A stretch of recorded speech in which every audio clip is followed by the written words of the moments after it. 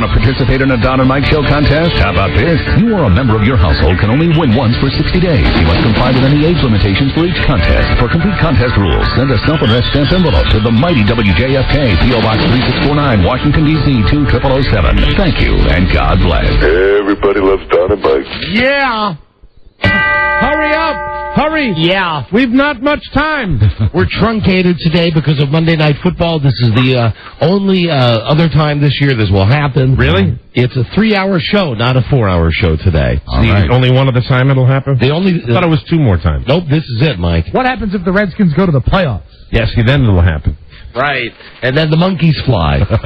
Out of somewhere. Cool. The monkeys fly out of a place. Out of their Duke hangar. Deep within the airport Snyder.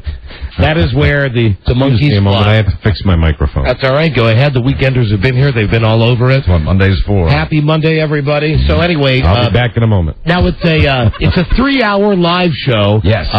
If you're listening to us anywhere except Washington, D.C., the 4th hour, you'll hear a best of hour today. A fine hour indeed. Yeah, yes, and we would love to stay and do the extra hour. We've got nothing else to do. Sure. We really, even if we wanted to, we don't have the studios to. No. There's not a room where we can do the show while they do a Redskins Monday night thing. It becomes a space issue. You are correct, sir. Bacardi Limon. There you go, fixed it, Mike. So, listen, let's get busy. Hello. How was your weekend meal? It was just like every other weekend in Beverly Hills, a beautiful time relaxing in the pool with Granny. I spent the weekend counting down the biggest hits. Wonderful. The smaller the number, the bigger the hit. Oh, Mr. Shannon. Yeah. Do you have any groaners for us today? On what cable series do porn stars discuss the acting process? What? Deep inside the actor's studio. Hello. Hi. This is Michael Scott Shannon, professional DJ and morning zookeeper. And I'm Mill Drysdale, president of the Commerce Bank of Beverly Hills. What Major League Baseball team holds a lot of underground parties? Which one? The Atlanta Raves. See, they get on a theme like last week. There was one with the rave parties last week. The numbers get smaller. Okay, so here we go. This would be the big wind-up now. What former... Oh, hello. I'm Scott Shannon. And I'm Mill Drysdale. Oh, come on, Mike. We're reading these bad groaners for free. They're from a DJ joke service that keeps sending them even though we're not paying for them. Isn't that great? I'm still Mill Drysdale. What former Beatle wears a lot of jewelry? Blingo Star. Hey, now. Hey, now. Oh, thanks. Come Hey, now. Thank you, Mike. The Don and Mike Show. Let's get retarded. Yeah. In here. I believe we've started. Hello. Everybody, get into it. Get stoned. Hello. Come on. Get retarded. Get retarded. Let's get retarded. Retarded in here. Hello. Hello.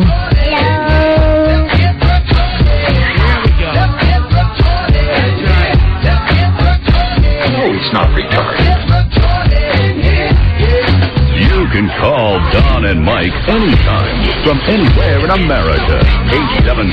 877-365-3636. They're ready to believe you. Right, Lord. There you go. Hi, Julia. Hello.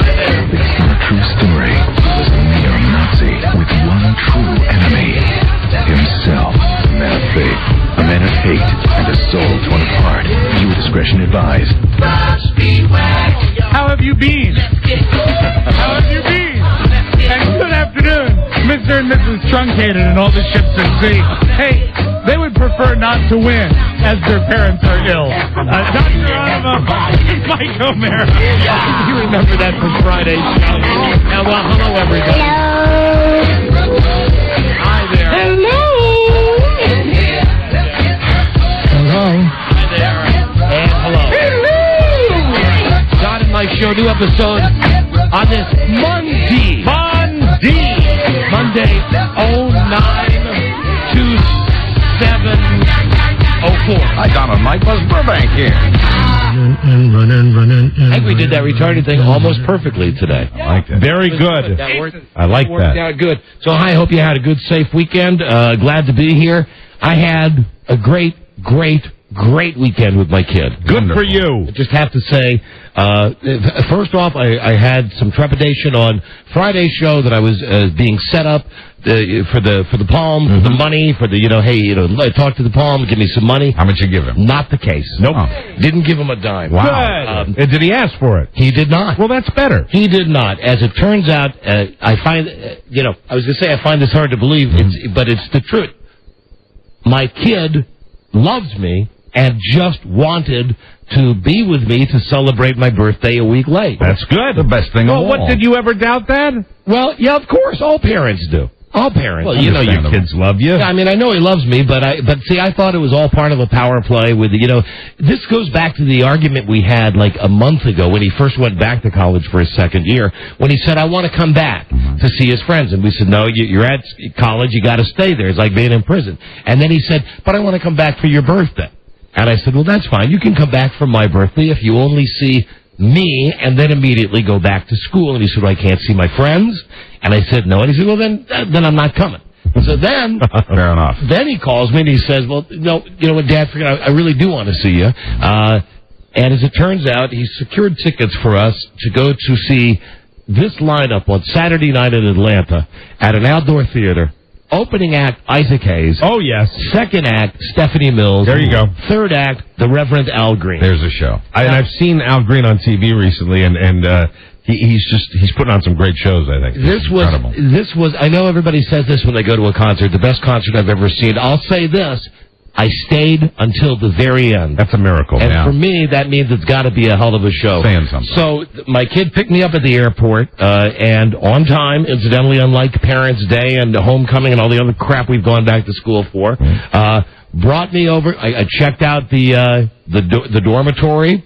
I did what all good parents do. Anybody that has a kid in college would be proud of me as a parent. I walked in. I said hi to the roommates, and I immediately opened all the drawers in the kitchen and in the pantry, and just was looking for anything that shouldn't have been there. Checking for paraphernalia. Looking for things that should not have been there. And it was a clean slate? It was, well, Mike, on my scale, yes. Yeah, well, you were telling me in the office a little bit of it, and I think on anybody's... I think on normal parents' scale. You expect some of that. You know what I'm saying. I mean, there's... a couple of bodies. Let me just say, the words Milwaukee Light, or Milwaukee's Finest, or whatever, donkey urine, whatever it is that passes down there, that's I know people will get mad at me for what I'm going to say, but you know what?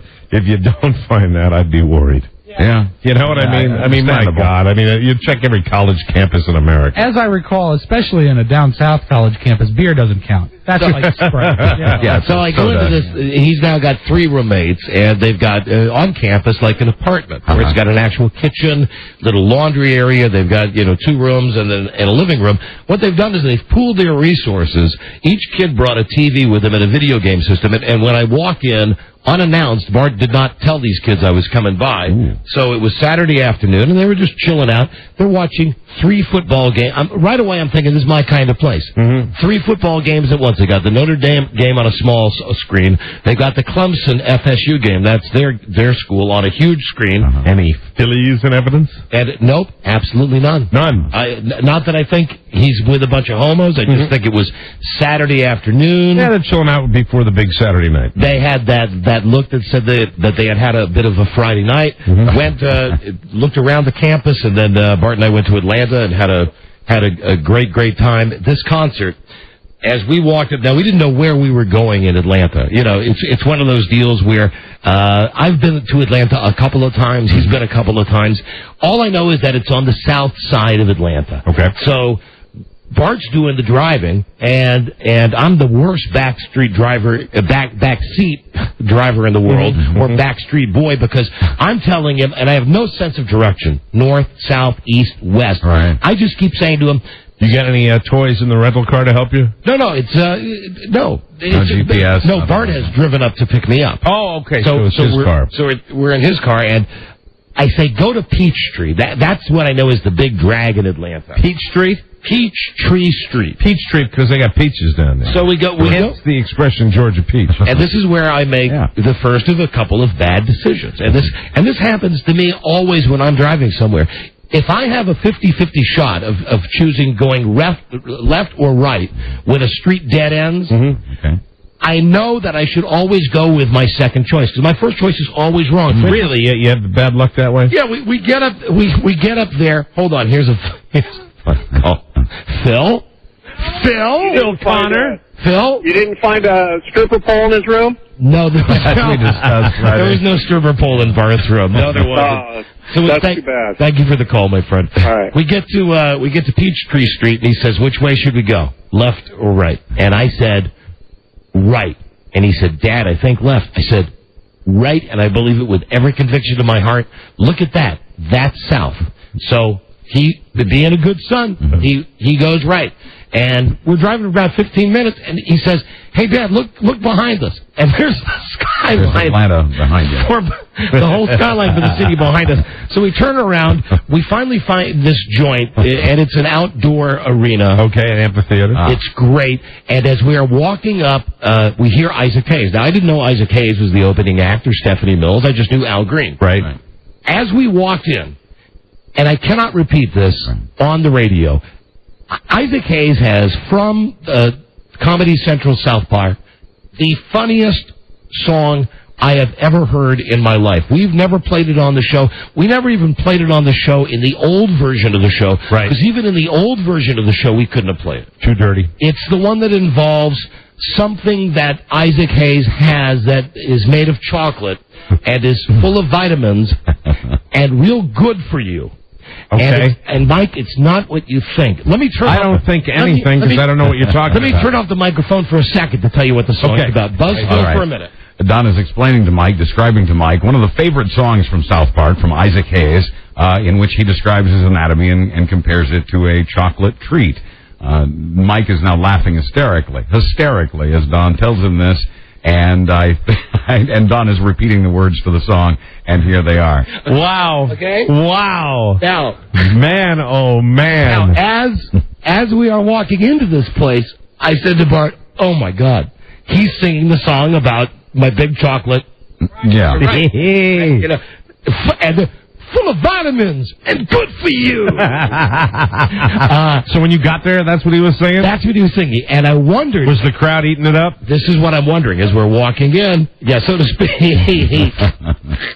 They were eating. They were. I can't say the word of what he wants you to do to these things. But anyway, but I'm glad you had a ball at the concert. When we got there, he's singing this song, and I'm laughing as soon as we're walking through the door. And then Bart starts to laugh. And as we walked inside, we saw there were some people who were put off by this.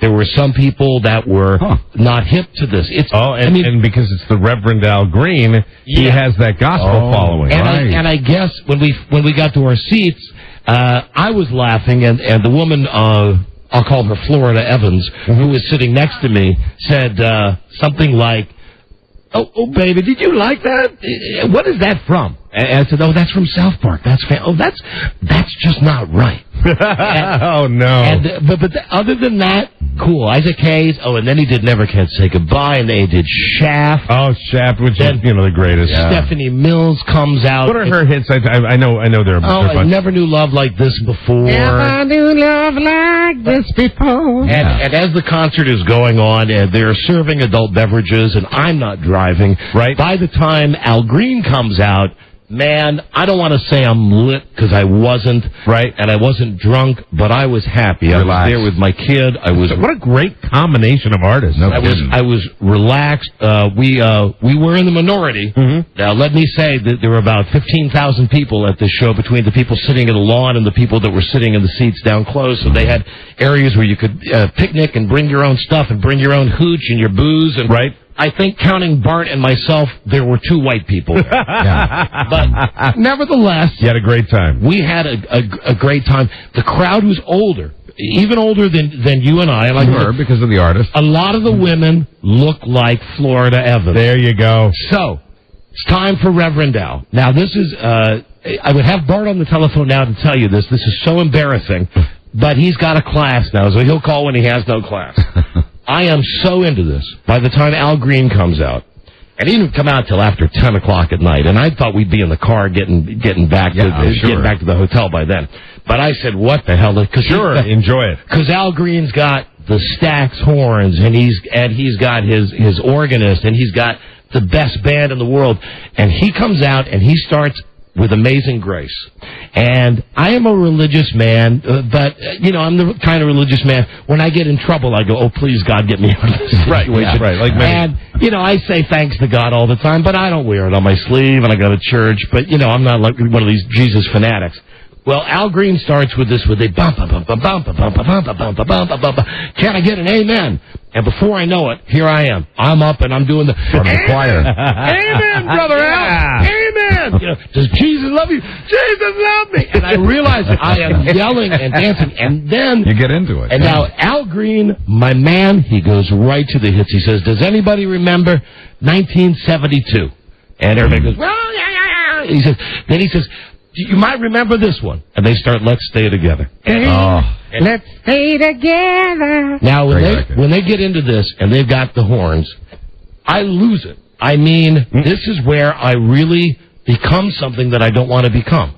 I am a white guy wearing Levi shorts, Levi's dungaree shorts, and a Hawaiian shirt, and Green Bay Packer socks. I can't look more white. Everybody else there, the women that are there are dressed for success. It's like they're going for a night out on the town. Right. Or they're dressed like Beyonce or like Britney Spears. Right. And all of the black men, predominantly, they've got on the matching Cabana outfit. Sure. They've got on the orange shorts with the orange top, and for whatever reason... Well, the brothers can pull that off. You would look silly in that outfit. And they got the Sam Jackson hats. I mean, even the old guys are looking good. Right. But I'm so taken by this. And during Let's Stay Together, I don't know what happens, except it is a 20-minute version of this song, where at one point... I'm standing during the whole thing, but now I am truly dancing, and I am not drunk. I'm not buzzed. I'm just into the moment. And you got tears streaming down your face. And I realize, do you see the gay way I'm moving my hand? Like, come on, baby, let's stay together. Oh yeah, you weather. And I'm back and forth. Was anybody laughing at you when you were doing that? No, here's what happened. Because I'm an oddity, because I'm a white guy and I'm doing this. Your presence was noticed. A slight circle. You asked Bart when he called in case of trouble. A slight circle starts to form around me, and I notice, but I don't care because I'm so caught up in the moment. Oh, baby, stay away from the crazy man. All of a sudden, I'm the white guy going, well, the times are good, bad. Suddenly there's no music in the amphitheater. You turn around and everybody's staring at you. And... it started on that one. That's what Al Green said. Let's pray for Brother Don.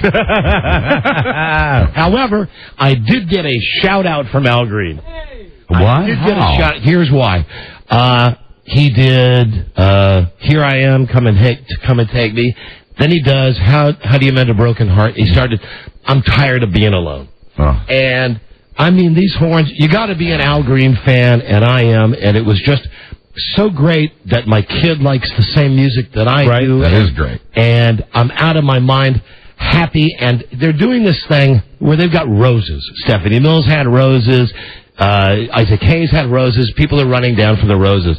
Well, I don't want a friggin' rose, but I'm so into this, and we're 6 rows from the back, that what I do is I said to Bart, I'm going to go see if I can stand by the corner of the stage so I can check out the horn section. Because this is what I love. And for about 5 minutes of Tired of Being Alone, I was standing off at the corner of the stage, right in front of the stage, like leading the horn section, because I know what they're going to play, going, I'm so tired of being up, I'm so tired of being up, and I realize I'm really dancing and like leading the band. Conducting. And when they start playing, Al Green is singing, and he's dancing, and he's walking around to the crowd, and here's what he says. Swear to God. Said, Oh, we got a crazy white man right here. We got a crazy white man. He said, brother, does Jesus love you? And I said, sure. Yes, Al. Yes, Reverend. I swear to God, I'm out of my mind.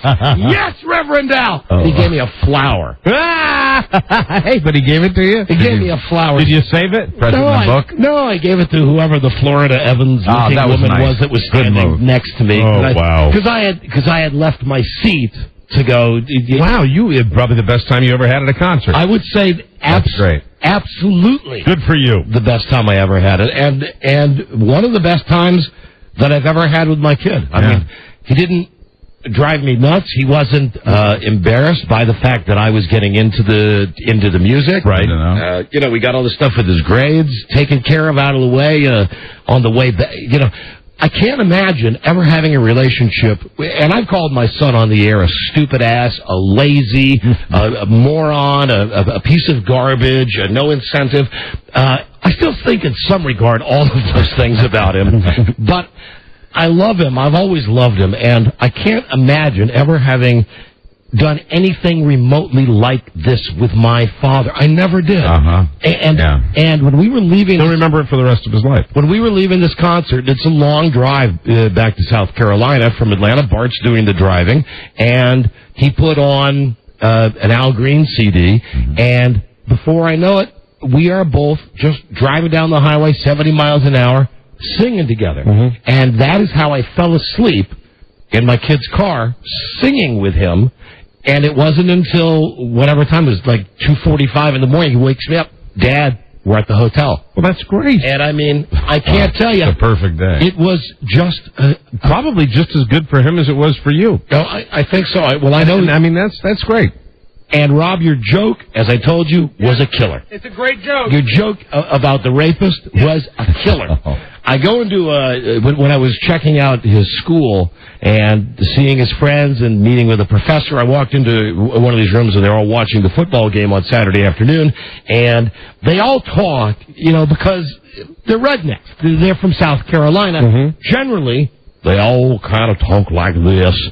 And one of Bart's friends, Drew, says, Mr. Sauce, did you hear the one about the woman, the girl, I believe she was a girl, from above the Mason-Dixon line who didn't know the difference between, whatever, and tells the joke and it gets a laugh, and then some other guy tells a joke, and then I'm standing there, and now keep in mind it's me and 6 college kids and a professor and my son, and I say, hey, did you hear about the guy who says he can go into a bar and F any woman that he wants?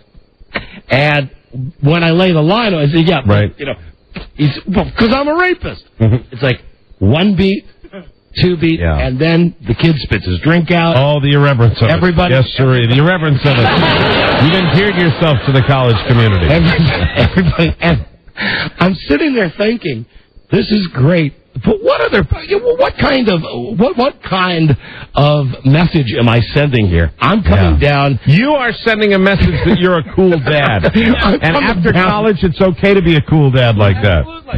Anyway, you've done the job. You got the kid into college. That's all that matters. Now you can come down and be the cool dad. Yeah. Well, I had a great time with him. But you've got a son.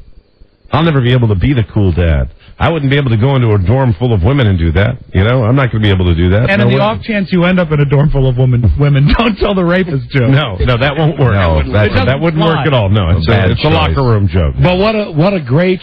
I just want to say, what a great weekend I had. Just fantastic. That's good. Great. Got back sleepy as hell, and then watched all of those fantastic games yesterday. That Packers game knocked me out, man. That Packers game, even though they lost as I predicted. What a friggin' game that was yesterday. It's it's just looking good on the TV and everything. Right? And what? It's looking good too with high def and stuff and all that. It's great. And even with all of that, I somehow found time in that busy weekend, and I'm really glad, can I just say, I'm really glad you had a good weekend. I was just going to say, even with all of that, and I had a wonderful weekend with my wife. I don't want to leave Frida out of this. She's back into that mode of not being a pain in the ass, and things are great, and good. I could not be happier, and Mike, it's only because I'm so happy that I had to call you Saturday morning. I never call you about my weekend our dumb started with seeing my kids on Friday night. and I was delighted to be with them. I haven't seen them in a while, and it was terrific. And had a nice evening with them. Let them stay up a little late, and then had to enjoy the baseball game. When I realized that in order for me to survive my bet with Don that the Red Sox would win the division by 2 games, the bet that you instigated. Yes, I'm aware of that. I just want to make sure so it doesn't look like I'm piling on here. Yeah. And I knew that they had to probably sweep the series. Not probably. I think mathematically they definitely had to. Well, I'm not sure. We have to just have that clarification. I am prepared because the Red Sox did not sweep the series. They whomped on them Saturday and Sunday, but this was after technically I had lost my bet. We need one of those baseball robo-stat guys to call us up and tell us, because the bet is Mike has added 2 games, saying that the Red Sox will win the East by 2 games. You know who could probably figure it out, and he hasn't checked it in a long time? I'd like to put a call out to Scooter. Yeah, Scooter of Mobile, who could Robbie figure it out. That day we were canceled in Mobile, Alabama. I think he hears us in his head without the aid of a radio station. So I'm watching sports. Hey, can I just say, though, for the Red Sox, even though that they disappointed me with the bet, because they came back and stomped on the Yankees both Saturday and Sunday, they did give me some pleasure this weekend. It was not all the pain, It was if they had swept, which really Friday I said they're going to sweep this weekend, and they're just going to demoralize us. I was very demoralized. I'll tell you why. You heard me on Saturday morning, right? Yeah, I'll tell you why this bet's going to be so great. Suicidal. Now I don't know as much about baseball as Mike does, but I know last year what happened was in that important game against the Yankees, Grady Little left Pedro Martinez, and he got knocked all around, and the Red Sox then Terry lost. Francona, the current manager of the Red Sox, decided he'd play the same game on Friday night. So anyway, I don't know anything about this, but all I know is that it's a time for me to call my buddy Mike to say the New York Yankees' magic number is 4. 4. So they only need to win 4 more games, and I'm 5.5 games in back. So I think how many games are left? Oh, hold on, here's a guy who maybe can help us. Hello, Wyndham. Hey, buddy. Hey, Wyndham. Wyndham. Hello, Wyndham. Hello. The Red Sox are 3.5 games behind. There's 7 games remaining. So for your bet, you're 5.5 games behind with 7 games to go. And that means, well, hold on. If he's 5.5 behind, that means 1.5. That means you'd be at least a half game. You've given 2 games.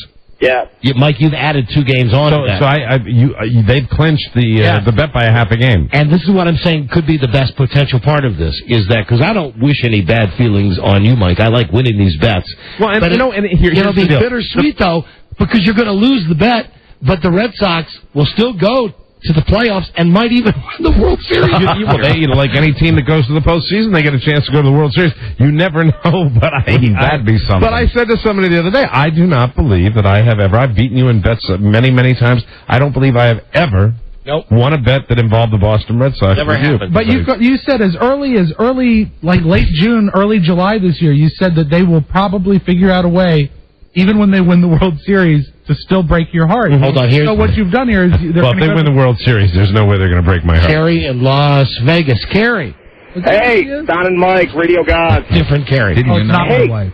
Okay, the search... Mike, I too am a diehard Red Sox fan. Yes. In order for them to win by 2 games, the Yankees would have to lose their last 6, which is all they have left, against Minnesota and Toronto, and the Red Sox would have to win tonight and every other game till the end of the season. Well, I guess technically could still happen. It could still happen. And Mike, I'll concede officially tomorrow. And Mike, yes. As a Red Sox fan, I beg of you, don't bet Don anything. There will be no bets in the postseason. I don't ask for it. Oh, come on. No, Mike. Come on. No, Mike, greedy, Mr. Greedy. Just say no, Mike. No, I'm not. Trust me, I'm taking it too seriously. For the sake of the Red Sox nation, don't bet. I will not let the nation down. Listen, come on, all right, get out of here. Goodbye. And Mike, please don't throw a piano in the lake behind you. All right, so tomorrow... Babe Ruth curse. Tomorrow we'll have your concession speech. I'll write it tonight. And also we will need to figure out a time then for Tom Gavin. As far as I'm concerned, the sooner the better to pay off this bet. If we could get obviously Tom is in a period of recovery after his Tom, call us. his hip replacement surgery. What? Hold on. But they brought me great joy, and for all the Yankee fans out there, I know you won the division, but we won the season series, so I take solace in that. Hello. Hello, Beth Ann McBride. Yeah. Don and Mike here. Hello, Don and Mike. Hey, would you please call Tom Gavin to check on his health? Sure. And see what day this week he might be able to come on down? Okay. Is there a day you prefer in particularly, or just leave it up to him? I leave that up to Mike. Mike? I don't know. Sooner or later. I'm getting quiet because I'm actually, the reality of it is starting to set in on me. Oh, hold on. We're talking to... She has Beth. Her jingle. Any day is fine. Any day is fine with me, Beth Ann. Okay. All right. I'll do that. Later than sooner. Okay. Bye-bye. Bye-bye. Later than sooner. It's a terrible bet to pay off. It was a great bet. The bet was my idea. The bet is. I mean, the bet was completely my idea. I deserve everything I get. And it's a great bet. Tom Gavin, naked, getting a full body massage from the loser. Now, the loser can wear CSI gloves. Excuse me, from me. You can go ahead and say it. You've technically won the bet. I'm making a formal concession speech, but I don't believe in that kind of a miracle. Mike? Because, see, here's the deal. I believe in miracles. That's why I want you to carry Lewis telephone free here. The miracle would be a division victory. I believe in miracles. That's why I still own over 10,000 shares of Viacom stock. I believe in miracles. The miracle would be winning the division. That would be a miracle. They wouldn't have to do anything for anybody else more than that. It's just little old me, Mr. Stupid 2 games. Why did I have to say that? Why couldn't I? You would have taken the bet if I'd said they were going to go to the postseason. That's all. And may I ask now, because I know it was way back, like 6 or 8 months ago, what made you, do you know what made you come in that day so full of confidence? Do I know what makes me, in March, go down to Fort Myers, Florida? I don't think that gives Mike confidence. Do I know what makes me go down to Florida? It makes him angry. In March and go to 7 spring training games? When you go to spring training. Do I know what makes me, once or twice a year, go up to Boston and catch the series against the Yankees? Do I know what makes me sit in front of that television set and you talk about your addiction to football and watch, I estimate, probably 60 to 70 baseball games in their entirety every year? Probably more than that. You love to make them hit you. I love to make them hit me, but it's the way it is. Hold on. You get mad, then you turn it back on. Here's Keith. Hello, Keith. A question. Hello. Is this? Hi, Keith. Question. Hi, yeah, big time fan. The question is, will there be a happy ending to the massage? Oh, that is about the foulest thing I could ever think of. But the answer is yes. Let me say. That's the bet. No. The true answer, though, is yes. It'll be involuntary. Yeah.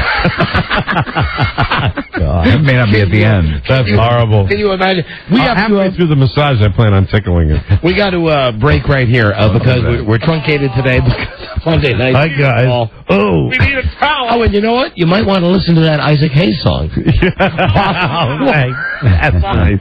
While you're getting That's nice. We got to break, everybody. We will be right back. This is the Don and Mike Show. Have you noticed the leaves starting to turn colors yet? The show is about to begin, and that means lots of scenic drives, maybe out in the boonies. But if you've got an OnStar equipped vehicle, you've got a cell phone built into your car with strong reception that's always charged. I was using it today, just in case you wander too far off the beaten path, don't you know? OnStar Personal Calling is a hands-free phone built into your OnStar equipped vehicle. And I love the voice-activated dialing and hands-free operation. It keeps your eyes on the road and your hands on the wheel. For instance, I just say, Adolf! Dials Rob immediately. There's no phone to hold, no battery to recharge, and no additional long distance or roaming charges or so. Minute packages start at under $15, and you're not bound by a separate contract. The Safe and Sound plan costs only $16.95 per month, plus tax after the first year. You'll find OnStar on over 50 GM models, including vehicles with an MSRP around $16,000. To learn more, go to OnStar.com. And Mike? Yes, Don? If you don't have OnStar, press the blue button to order minutes. Oh, that's nice. Or that's if you have OnStar. If you don't have OnStar, well, you don't have a blue button. So never mind. Never mind. This is the Don and Mike Show. Roses are red, violets are blue. I'm a schizophrenic, and so am I. The Don and Mike Show. Uh-oh. Sounds like somebody's got a case of the Mondays. Listen, rinse, repeat. The Don and Mike Show. Here he is, Reverend Al. You know what? Let me call my kid. Pretty sure he's out of class now. Al Green is so good. Yeah, and a couple of times he would hit these notes that would just be incredible. And you hear so many singers now who can't anymore. Who can't do it. Right. You know what I always wanted to say to Al Green? What? Are you high? Because he always looks high. But he's high on life, I think, right? High on the J-Man. Maybe in 1972. Not so much now. Yeah, he was always goofy looking. And a lot of his songs that he won't do anymore. Yeah. He's a Jesus freak now. Right, Prince has done that, too. But he doesn't put that same restriction on Isaac Hayes. Apparently. Judging from the song. You know, I got to get you a copy of that song. I'm dying to hear it. I've never heard it. The words slay me. Yeah, well, I can imagine why. The words are, they always have, and as we walked into the concert. Yeah, hello. Hey, what's happening? Hey, Pop, what's up? Hey, there he is, college man. I was just, hi, Joe, can I help you? I have that song. I'll bring it in tomorrow. Oh, very good, Joe. Joe, just bring it in so Mike can hear it, though. We can't play it on the air. Happy editing. Barty, we're talking about that Joe. That Isaac Hayes song. Yeah. The one that he was singing as we walked in. Yes, that's an excellent song. So I was talking about what a great weekend we had, how everything was. As a matter of fact, the only complaint that I had from my son all weekend was I had to buy a toothbrush. Mm-hmm. That was the only thing. That is important. That was the only thing I noticed that was missing. You had to buy a toothbrush? But he bought a toothbrush. Oh, he brought a toothbrush. No, it said get a toothbrush. He didn't own a toothbrush? Mine had been left at somewhere last weekend. Buy a package of it. Just last weekend. Does that mean you did the whole week without brushing? I will bear through it. What? You what, buddy? I had Listerine. Oh, he has Listerine. Oh, my God. Kills germs on contact. Yeah, so as we were leaving his dorm on Saturday, I said, hey, listen. No need to bring him any fall sweaters. He's probably got them on his teeth. I said, go brush your teeth before we get out of here. Your breath stinks.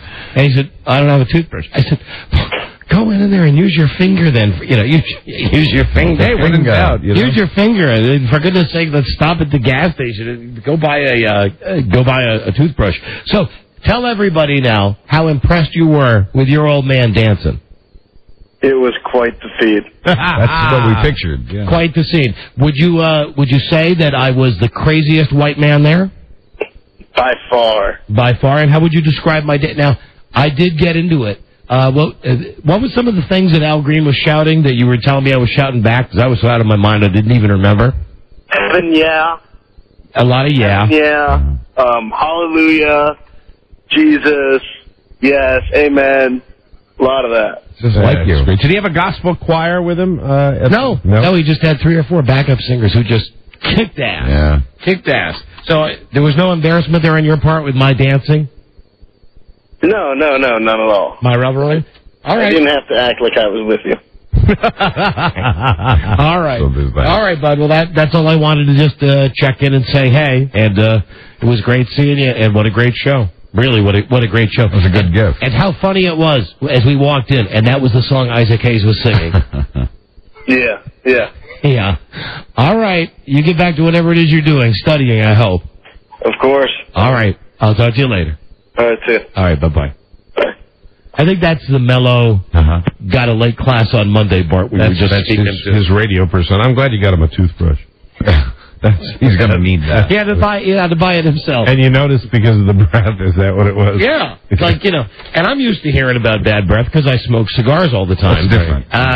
It's like at the airport, we hadn't seen each other since he left college, so we hugged and he said, I really miss seeing you. I said, whoa. Say hello to my friend Altoy. And then when we got to I said, do me a favor, before we head to Atlanta, brush your freaking teeth. I left my and this is where the lie starts to fall apart. Same thing he just said on the air, and I didn't question him on it. I left it somewhere a week ago. I said, really? God. And Mike, how do you know if Isaac Hayes is ticklish? How do you know? You give him a test tickle. There you go. For those of you who are wondering. There's a little clue. Wondering about the song. Listen, Rob, you need the fanfare because Westwood One, our network of renown, Westwood One. Oh, did they do something good? Well, they're about to do something good. For us? Fanfare. Not What? a real fanfare. Yeah, right. Westwood One. This one, right. They're the little tiny cartoon horns. So, it's our network, Westwood One. And here's the latest from Westwood One. Very good. This is not a done deal yet. However, Westwood One is actively pursuing Rosie O'Donnell to host a new talk show, a radio talk show. That's what we need. And before you call, I know it's O'Donnell. I like saying O'Donnell. Like here I was foolishly getting excited, thinking it would be something special. No, talk radio. How perfect is that? Talk radio is very demanding, says Rosie. She's 42. She says there's no reason she can't do it from a home down in Florida. Of course. From in Florida, just like Rush Limbaugh. That's what it's all about. I bet she starts the show right after her hand heals. Right. Her staph infection. And how is that? I mean, is she okay with that? No, I think it's still spreading. You know, I don't know. We haven't heard. I didn't know. You know, I hate to. You know me. I hate to say something about people that cast them in a derogatory light. That's the last person in the world that wants to do that. But I noticed when I was down south this weekend that just about every convenience store or gas station you go into, the person behind the counter has one of those old, real, just full of fungus, elastic bandages. Ace bandage around their wrist. And a lot of times... Well, you know what that is. That's the carpal tunnel. Yeah, well, it's not even a bandage. It's like it's not a cast. It's a sleeve. Yeah, a sleeve is what it's a sleeve, and they do that because they're working registers and they get the pain in their elbow. Yuck, P.U. Mike, hold on. You're going to love this. Okay. First, who cares about Sinead O'Connor? I was going to love the Westwood One story. I didn't like that. I don't like Rosie O'Donnell. Well, I think that's news that shows what Westwood One is really up to. Way to put your priorities in order, guys. Now listen, okay, they've not quite hit that goal yet of 75 affiliate stations. Right. We're up to 45, and that's up over the last year. I'm confident they can get us 30 more stations before Christmas. But I'm sure the fact that they're assigning Rosie O'Donnell will do nothing to slow down our syndication effort. Yeah, package us with Rosie. As a matter of fact, everybody, hey, why not package her with that schmuck putz O'Reilly? Or like us, because they look the same.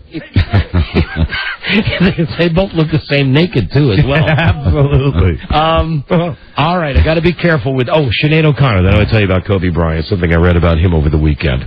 This is the only thing that's funny about Sinead O'Connor.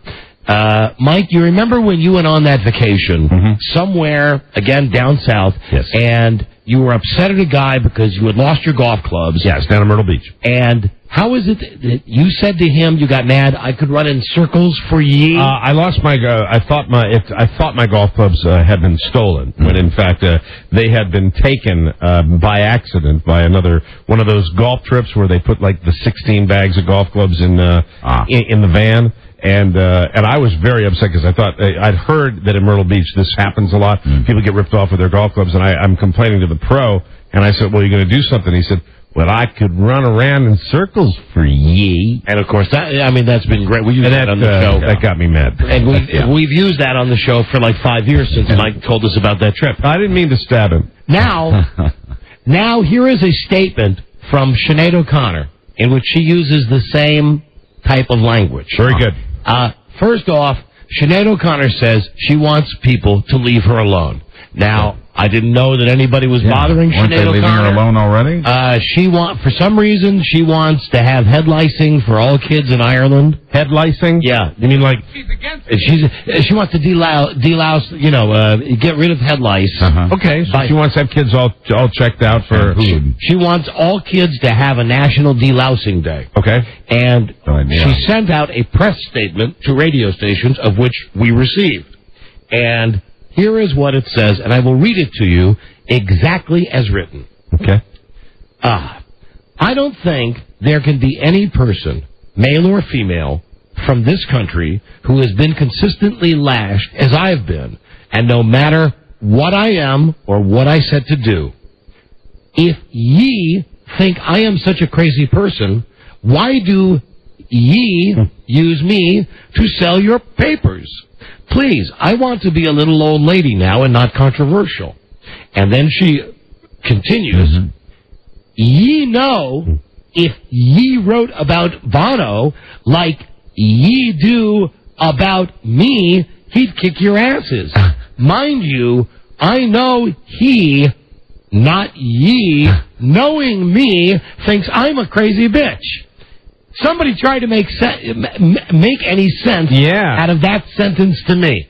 Wow, well, are those sentences? Well, they're doing the Irish thing, so they get a little credit on that. But what about the Bono? The Bono thing at the end is totally disjointed. It doesn't make any sense. You know, if ye wrote about Bono like ye do about me, if you wrote about Bono, ye do about me, he'd kick your asses. Mind you, I know. Mind ye, I know he, not knowing me, thinks I'm a crazy bitch too. Oh, okay, all right. So what she's saying at the end is she knows that Bono, because he doesn't know Sinead O'Connor, thinks she's crazy. This ye thing, no, it's not like a redneck thing. No, it's Irish. I could read it to you in the Irish. And she says, if ye, all right, here's the first line.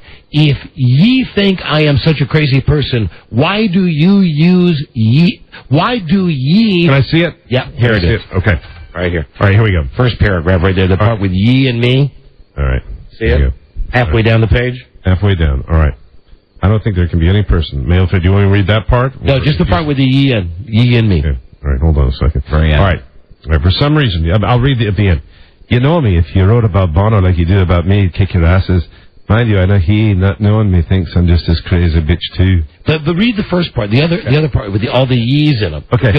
Further up the page. If you think I'm such a crazy bitch, if you think I'm such a crazy person, why do you use me to sell your papers? Please? I just want to be a little old lady now and not be all controversial and not be bashed and called crazy and laughed at when I open my mouth and sing or speak. You know, if you wrote about Bono like you do about me, he'd kick your asses. All right, so it's the Irish thing. All right. Even though and what it is, it's a press release, but what they are doing is they are quoting her, and which means she's speaking it. She's not writing it per se like that. She's speaking it. So and when she talks, it's like, you know, you don't feel like that about me. See, but you know, if you heard her say it, right? A different ye. I'm glad that you said that, as opposed I could run in circles for ye. Because that's how I pictured it when I read it. Sinead O'Connor going, well, if ye want to talk about me, I don't know why ye. No, I don't think Sinead O'Connor's ever worked in Myrtle Beach. But what I'm excited about is the delousing day. How do we observe this? Well, isn't she? Do you think she's paranoid about that? Because remember the whole big deal with Sinead O'Connor is because she had her head shaved. She's the last person to live on her. She's the last person that should worry about that. Because she doesn't have any hair at all. They have a big delousing day over there in Ireland. All the only person the kids open their presents and then they all and they dance around the delousing tree and then they all get their heads sprayed. Send over some Nicks.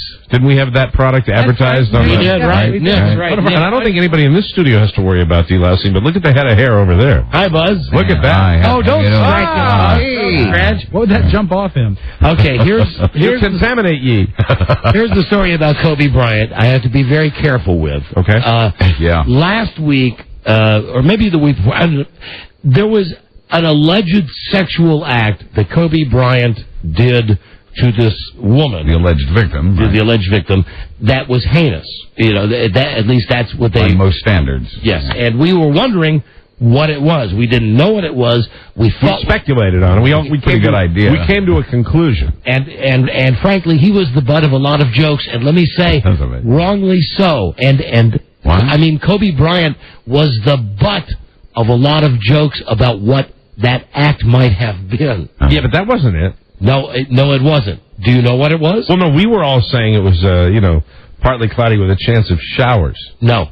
Wrong. That's what we had all agreed on. Yeah, isn't that the one we'd all agreed on? No, I thought we were talking about the really bad thing. You know what I've always hated? Yeah. The thing that I don't like. Oh, okay. All right. That's what I thought. Yeah, all right. And that's why you said what you said. I thought it was something else. Okay, well, as it turns out... Didn't we have a lot of phone calls? We did. With people that said what my thing was? Yeah, the Dirty Sanchez, I think. And no, a lot of people... A lot of people had... sunny with a chance of showers. A lot of people had called. Joe had told me that. Oh, as it turns out, regardless, they're both wrong. Because Kobe has a special thing he likes to do to a woman. Now, here we go. Hold on, let me see. This comes from, and I want to thank our friends. We'll give them a plug. You're always going to have a table waiting for you at Hank's Look Around Cafe. That is a plug. That made Mike spit out Could his you water. keep O'Mara's restaurant out of this story, please? No, Mike, it's just this. You're always going to have a table waiting for you at Hank's Look Around I got to get Cafe. that sign up, too. That is right next to the chime. So I'll be careful with my big fat fingers. Here is the story about... Oh, I got to read an ad. This is a good time for an ad. This is not a joke. Pick the Pros with Rich Eisen coming up Friday afternoon. Talking football with Rich from Tower Records and Tower.com. Nobody has a bigger selection of the music and movies you love. Tower.com. Okay. Had to read that. Very good. Okay, so back to... You were right at the point where you were going to tell us what Kobe likes. Indeed. Yeah. What does Kobe like, Don? There's a special thing Kobe likes to do to a woman, and I should tell you that this is from the smokinggun.com. Very good. You know, they get the documents. Yes, they do. And they sent us a copy. Right. So, if you can't read between the lines, here's exactly what it says. All right. Up to this point, there's been ambiguity about two things. First, that Kobe has a special thing he likes to do to a woman involving her face. Okay. And secondly, Kobe claims to have asked the accuser if he could do something to her, this something, and her refusal of this particular act that Kobe likes prompted Kobe to do the, as he said, gentleman-like thing and end that part of their encounter. Well, as it turns out, this thing that Kobe likes to do is the thing that Kobe asked his accuser about doing, and that is Kobe asked if he could, he wanted to... Is it something you see in most movies? Yeah, not in the movie you'd see in a regular No, in most... In pornos. Most pornos. Yeah, all right, I know it. Everybody knows what you're talking about. Face. Right.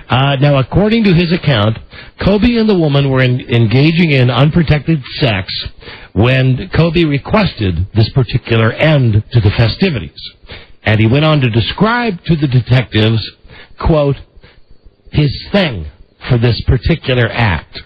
That he likes that. That he likes so bad. He really likes it. What, did he do that? No, but that's what got her upset.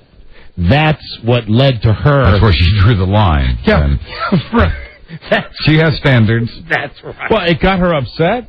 Yeah. That's the Here's story. Don Geronimo, top of the key. Jordan picks him up defensively. Geronimo down the lane with the jam. A facial on Michael Jordan. That's just... That was a private encounter. Ladies and gentlemen, read our clues, please. Okay. So anyway, if you go to the smokinggun.com, they're great guys. I don't mind plugging them because they send us this stuff. Yeah. You should read it for yourself because there is Q&A with the detectives and with Kobe Bryant where they ask him pointed, no pun intended, questions about this act, about how often he likes it, and... Anyway, it's great reading. Log on to the Smoking Gun with a friend and read it like a playlet, and it's fascinating. Read it to How do each you other. feel about that? How do I feel about that? That particular thing. What, the Kobe thing? Yeah. It could be called the Donnie thing. Yeah, so you like it.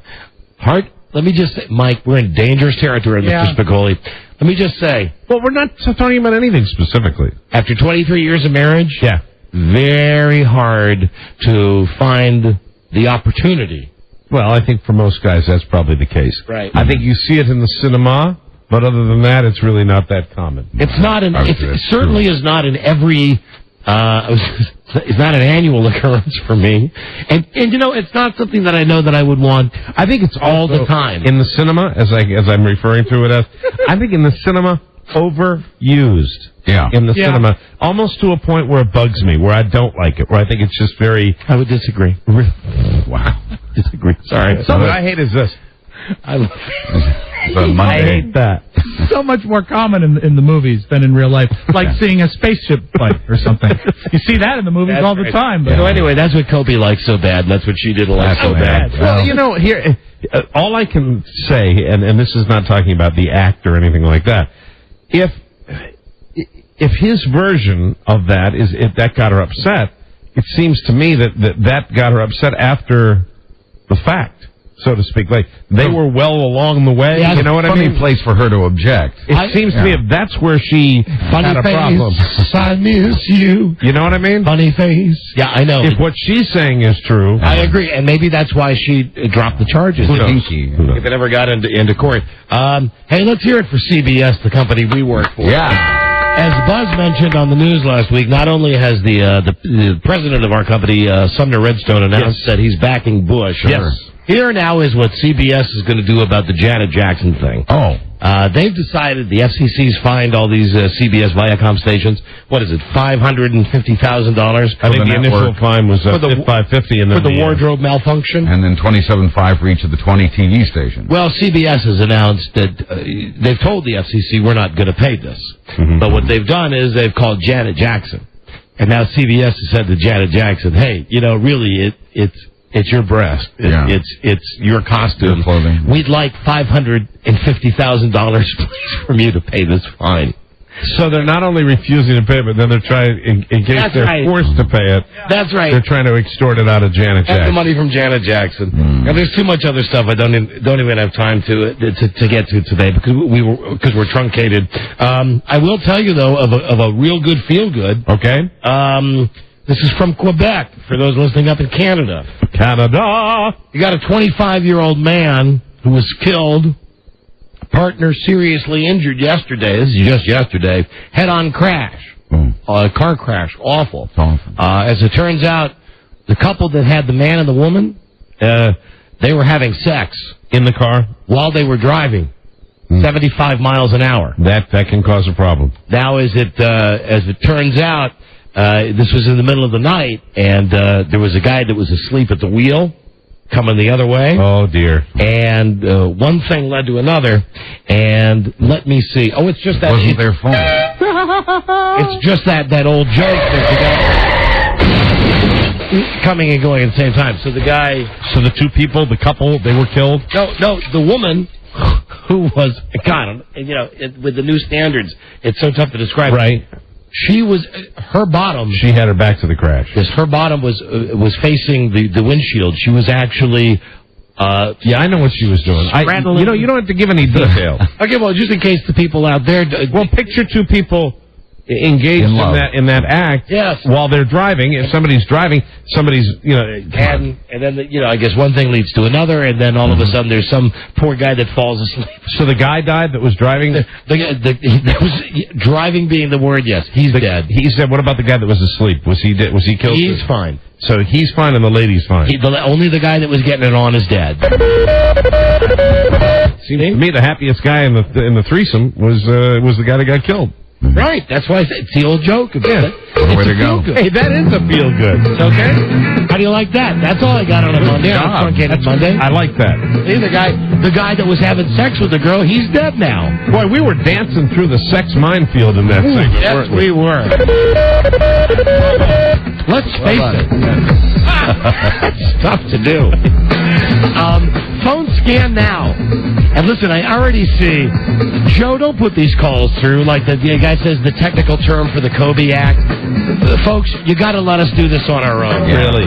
Okay, please? Otherwise, the FBI. Them too. They'll be next. We don't need your jewelry calls. The FCC. All over us. What do you think Pearl Bailey's thinking about right now? See, that's why this man is a professional, ladies and gentlemen. She's dead, of course. But do not try this at home. Phone number 877-365-3636. This is the part of the show we take unscreened calls. Come on, you morons, you retards.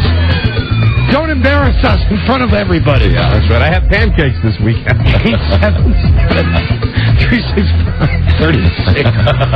877-365-36. That batter can be a mess. Phone scan live straight ahead. To be getting on the line to be getting on the air. This is the Don and Mike Show.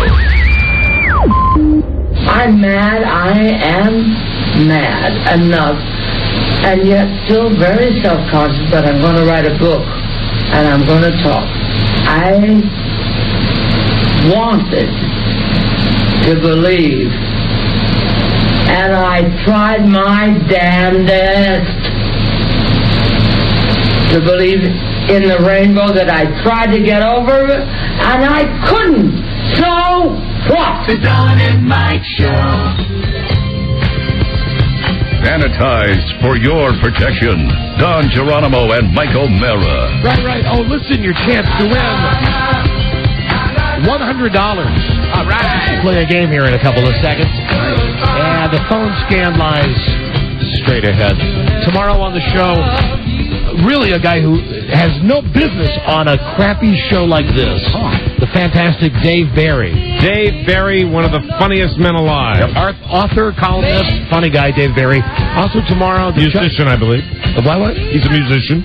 Dave. Oh, yeah, that's right. He's in a band with Stephen King. Part-time, right. Yeah. And the chubby Diana DeGarmo. Wonderful. From American Idol. Turkey. All of that is on tomorrow's show. Phone scan right here, right now. 877-365-3696. And don't forget my concession speech. Yes. Oh, tomorrow. Right. First break.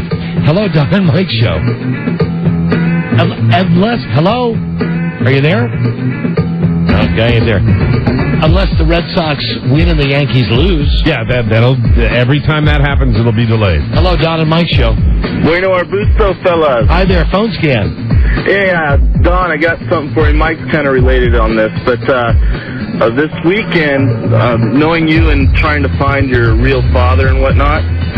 Disqualification. Oh, as much as I'd like to discuss it with you, my friend, you've said the two words that get you immediately banished from the show. Yeah, if you're just tuned in, that's the whatnot disqualification. Mm-hmm. Hello there, Don and Mike Show. My mother is a whore. Let me get that right out of the way. Okay, but hold on. But now that doesn't give you free rein to say something stupid. Yeah, we can still eject you if we care to. I understand. I just, frequently I say things stupidly without trying to, so I just wanted to get it right out of the way. Like insurance. All right, but I want to be Beth Ann's silent partner. I'll pay the $400. Oh, Beth Ann silent? No, listen. No, about fantasy football? No. We've already decided as a group, we decided last week that the league... Yeah, did we chip in for her yet? Not yet. Who's collecting it? I think Johnny Norman is. And as a matter of fact... I'm liquid today if anybody's collecting. Beth Ann was telling me before the show that she's very happy that her team beat Buzz's team this week, right? No, Bart beat me this week. I beat Beth Ann last week, but Bart trounced me this week. And I beat Rob this week. Not yet. Oh, wait, is there do you have a chance tonight? I thought you told me that I housed you. Well, you did, but Hello? could have a big game. Oh. Hey, hi there. Hey. Hey, who are you beating? I beat John Norman, but it's not over. But what I said was, it was nice to see that Buzz knew how I felt last week when he beat me as badly as Bart beat him yesterday. Same drubbing. All right, and here is our commissioner of our fantasy league, John Norman. Hi, Johnny. It's all fun and games until you get beat by the girl. Yeah. Ah, yes. So has everybody chipped in for Beth Ann's yet? No. Ready to. Got it right here. Mike's got his. I've got mine. All right, How much is it? How much? What is it, $20? 20 each. 20 each. There you go. Yeah, she wins. Does she have to split the pot with you guys? No, it's our gift to Beth Ann. It's our gift to the reindeer girl, to the girl who lives Christmas all the time. The welfare mom. All right, then I want to sponsor Alan Lydon's team. Done and done. We'd have to move to New York for that, and that's a minor league team now. Thank you for the call, though. And yes, here she is, everybody, our welfare producer. Poor girl, lying last week on the radio saying she couldn't afford to pay this exorbitant fee to join us in fantasy football. Hello there, Don and Mike Show, phone scan. Hello? Hello, you're on the air. Love you, Don. Oh, Love you, Mike. Thank you. We thank you. You excited for Monday? What, football? XM Radio. Good call. Yeah. Hey, guys like you. Being on shortwave is definitely winning. Guys like you, you know what you just said? Instant. You know what? We give you the last word. It didn't get out on the radio, but I'll tell you, I'm glad to have your number at area code 8 number. Anything else you wanted to say? I like that the best. Sorry about that. Yeah. How do you feel now, big man? I'll only take so much of that. Right. Yeah. I know you feel the same way. Amen. BFD on that topic. Amen, brother. Hello, Don and Mike's show. Hey, Don and Mike. Hi there. Hey, I just wanted to say I'm a horror BE. You're a whore what?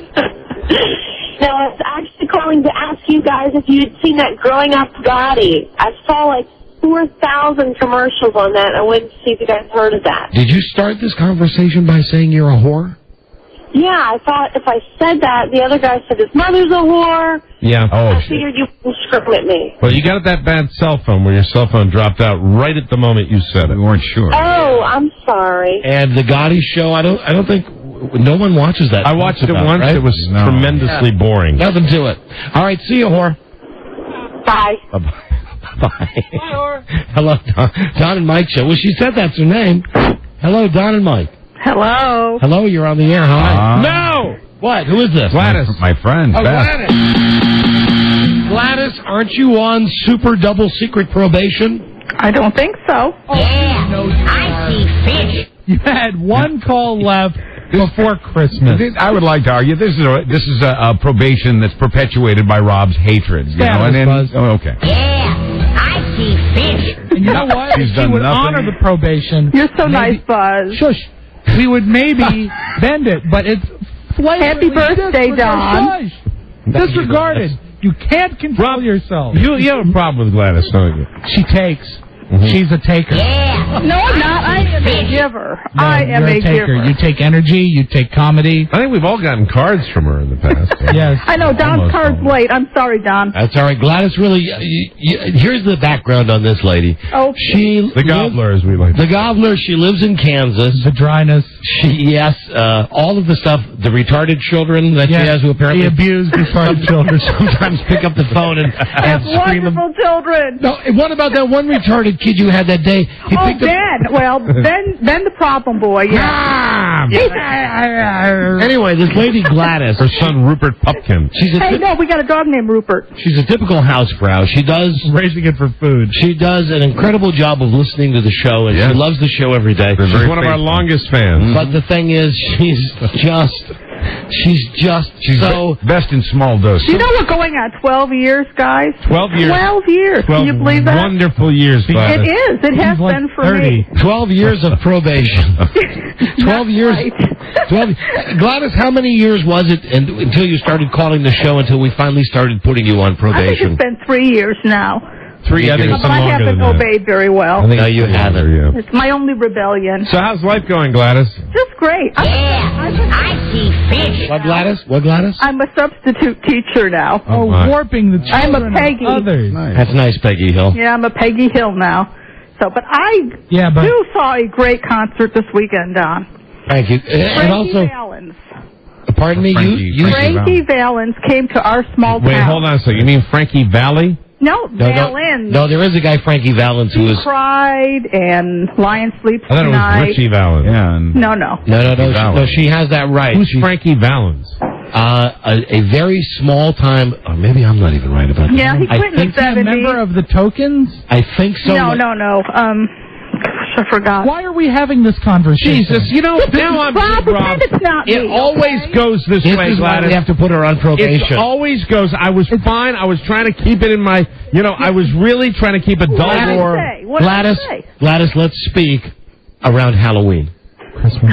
Let's I don't speak. like You just Halloween. call with something, I went to a concert, and then nobody knows who you're talking about. I think I know who Don you're talking knows about, everything. but I think it was like a mid-chart 1950s A band. call from her is like jumping off a high rise, and halfway through it's still going okay, but you know it's going to happen at the All end. right, Gladys, see you at Halloween. Yeah, see Okay, ya. bye, guys. Love you. Bye, Buzz. Bye, Gladys. I see fish. Halloween is huge at her house. There goes the gobbler. Big lovely pointed woman. hat, wart. Tom and Mike show, and no need for makeup. No, it's just anything to tone down the green. She likes that Isaac Hayes song. She likes singing it in her Air Force uniform. That's right, Fort Potter, wasn't it? Yeah, That's right. We remember all the bad things about Gladys. Gobbler, Potter the Gobbler. Hello, Tom and Mike show. Hey, guys, how's it going? It's going okay. Hey, Mike, did you see Pedro Martinez's interview this weekend? You mean the one after the Yankees victory? Yeah, unlike Don, he found his father. Yeah. It's like the worst thing you could ever imagine. I don't get it. What do you He said the Yankees are my daddy. That's exactly what he said. That's what you want. That's what you want your ace to say. That's what you want your ace to say afterwards. You said not only daddy, you said they're my daddies. They're my daddies. Oh, God. Why not just bend over for them? Absolutely. Hold on. Frankie Valens, Valens, singing pop legend from the 60s and 70s with over 10 top 10 records. Do you know any of them? Nope, but I knew the name. Okay, yeah, Frankie Valens, before my day, but I knew the name. Hello, Don and Mike. There's another one for the Gobbler. Hello, Don and Mike. How about that Gladys Kravitz? Yeah, how about her? Lovely woman. Isn't that something? What? Isn't that something? Isn't that something? Isn't that something? Right. That's really something. Hey, you have a dry sense of humor, just like Gladys. Hi, Don and Mike Show. Put them in your mouth. Put them in your mouth. Okay, now stop it. Stop it, everybody. Don and Mike, hello. Don's a selfish baby. Don's a selfish baby. Don's a selfish baby. I don't disagree, but why? No, where? Oh, and then he hangs never up. know. Oh, now listen, please. At least Alan, call the next time you call. Just identify yourself. He went away before you could take the basketball and bounce it up against his chest and go, "You gonna cry? You gonna cry?" Valens spelled Valens? Or with his Because there's S or Z. no Frankie Valens that has ever charted a record on the Hot 100. For goodness sakes. I just threw away the thing. I don't know what happened. Well, I will say that dry woman was lying. Let it go, Rob. No, never. Robbie, I don't think so, and I don't know what I did with the paper. There's no such person. Yes, there is. Well, 10 top 10 hits? Yes, there is. And Mike, that was me just guesstimating. Oh. In Haiti? Hold on. Who is on the inside line? Hello? Hey, it's spelled Valens. He's singing pop legend from the 60s and 70s. No, he's not. That's what it says. No, he's a liar. All right, His bye. website lies. So he's not in your book? No.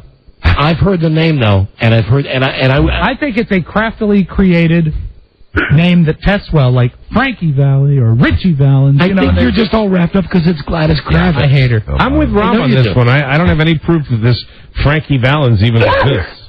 I've heard the name. That's all I'll say. But I've heard it. You know everything, especially if it's the 60s and 70s But and it's it's not started. You know what he had. But it's like 50s.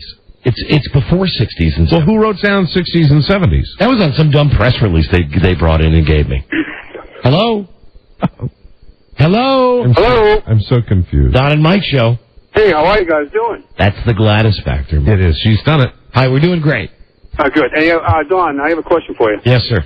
How sure are you on your pick last week of Washington getting beat by 14 points tonight? Listen, I'm not going to make a bet with you because I'm just such a big freaking winner. However, I'll tell you this. Who told you that Green Bay was going to lose by 14? I didn't hear that part last week. Well, you didn't hear that part of the picks? Who told you that Oakland was going to demolish Tampa Bay? And who's the big winner in the casino tonight? Mikey's the big winner. All right. Well, all I know is that I have a card going, and I took your advice. That's the only game I have to win tonight for $5 bills. So I wouldn't worry about it. I got the Cowboys. I got the Cowboys defense tonight in my fantasy league.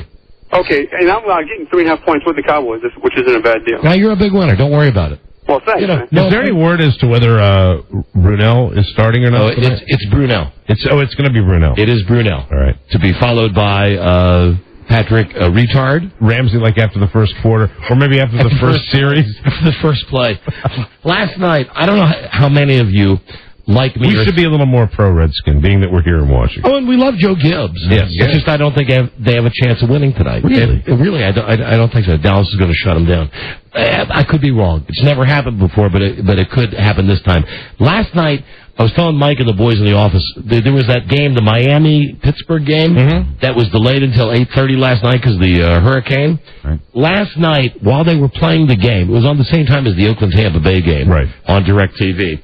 There was so much rain and wind in Miami that it's one of those stadiums that's got half baseball, half football. In the infield part, the water started to collect, and they actually had a pond.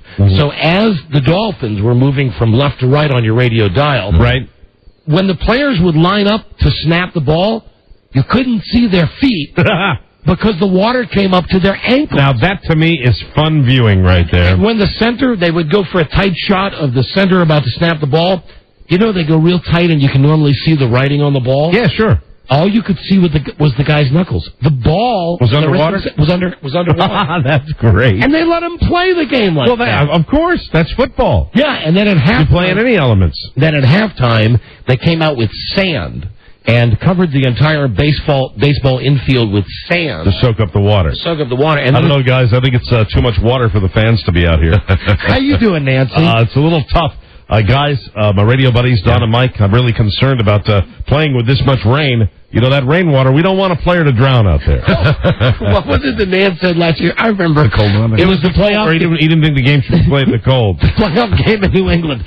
Guys. I really think this is a bad idea, guys. It's dangerously cold. A lot of exposure. You play a night game under those conditions. We should really move it to noon or 1. I don't know what the NFL's thinking, and I sure don't want to see him play in that 4 inches of water. No blood on my hands. I've never heard of Frankie Valens. Don and Mike Show. Hello. Hello. Hi, you're on the air. Hey, Buffalo, New York here calling. Buffalo is horrible this year. What's going on, man? The Buffalo Bills do not have a good team. Listen, here's my instant analysis of your team as well. I try to follow all the teams, but of course the teams with the markets that we're in. Here's the problem with Buffalo. I don't think Drew Bledsoe sucks.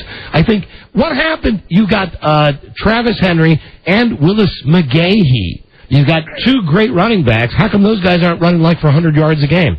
I don't know. All right. I don't know. Our line has been horrible for 10 years. That's and the other problem, and I don't want to piss off anyone in Buffalo, but really, the uniforms are like they really. I mean, we have that song "Let's Get Retarded" in here. Mm-hmm. Have you seen the Buffalo uniform? I have not. They've got like they're weird.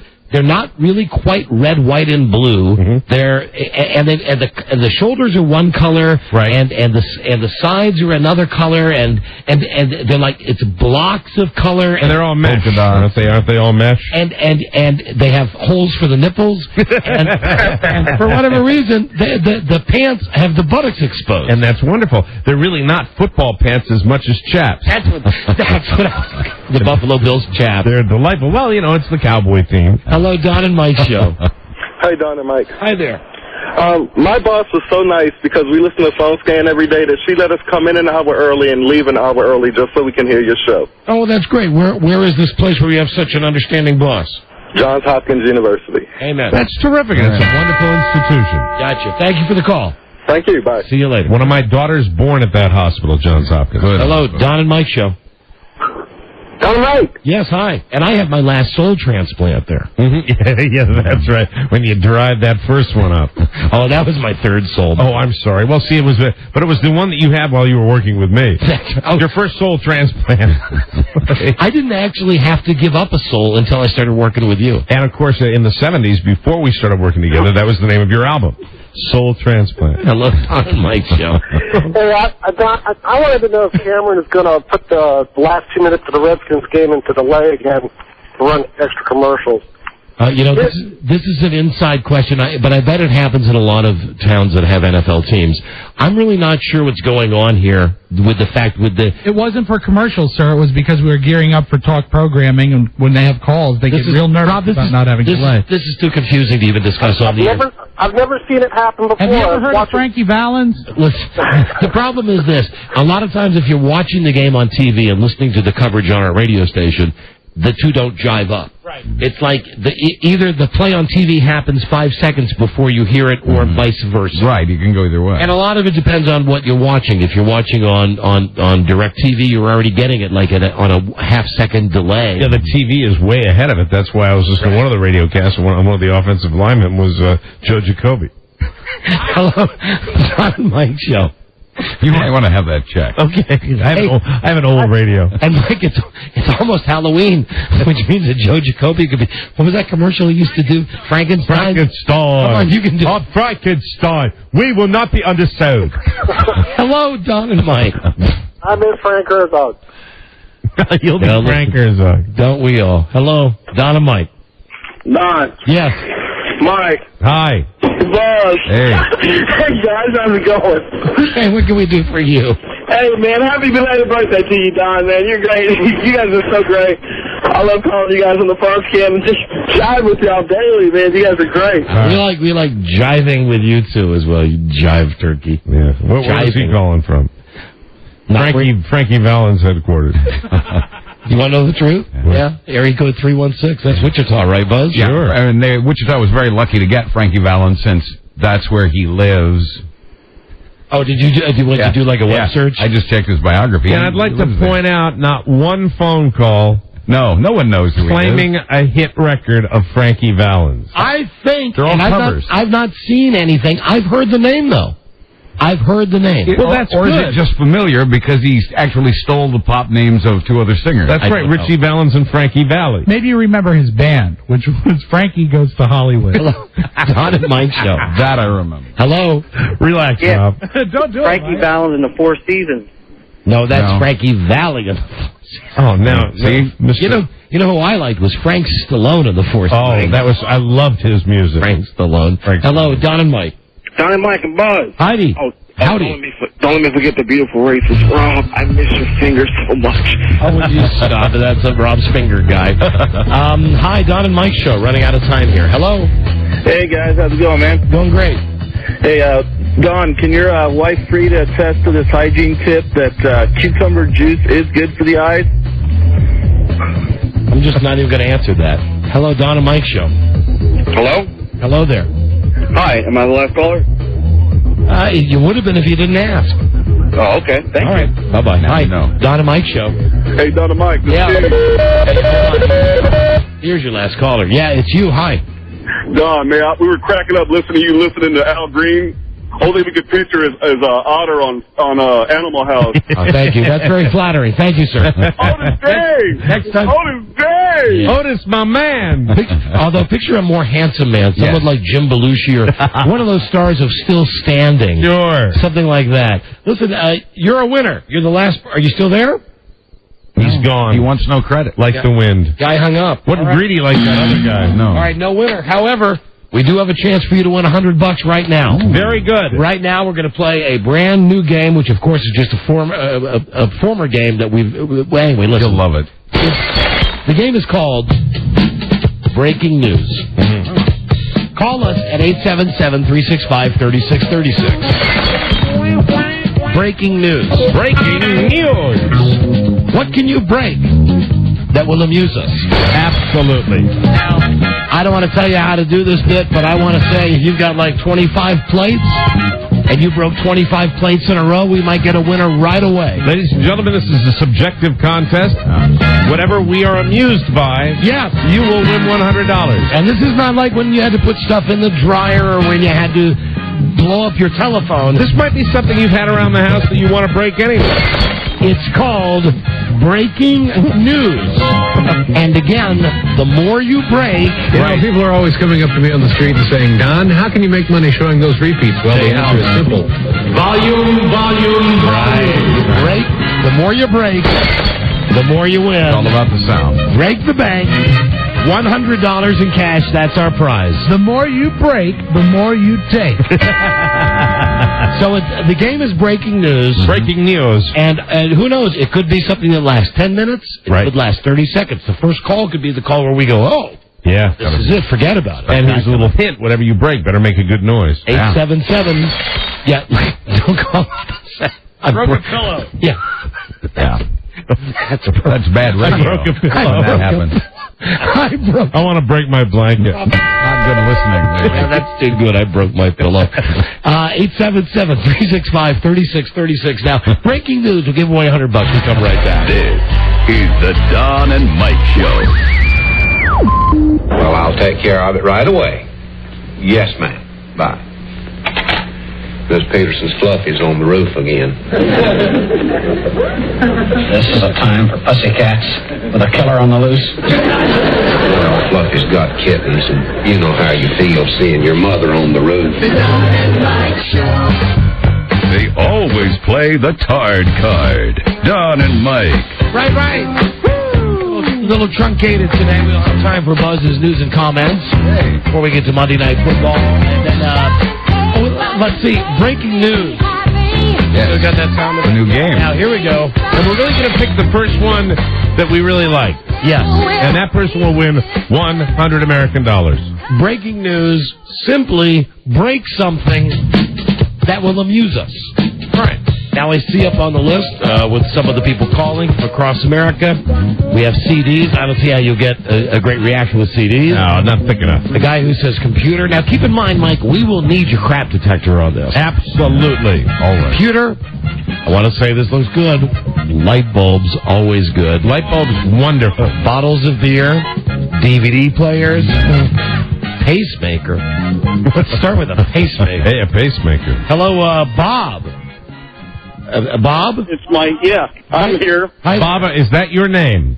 Yes, it is my name. And Bob, welcome to Breaking News. You'll be breaking... Now, I hope it's not your pacemaker.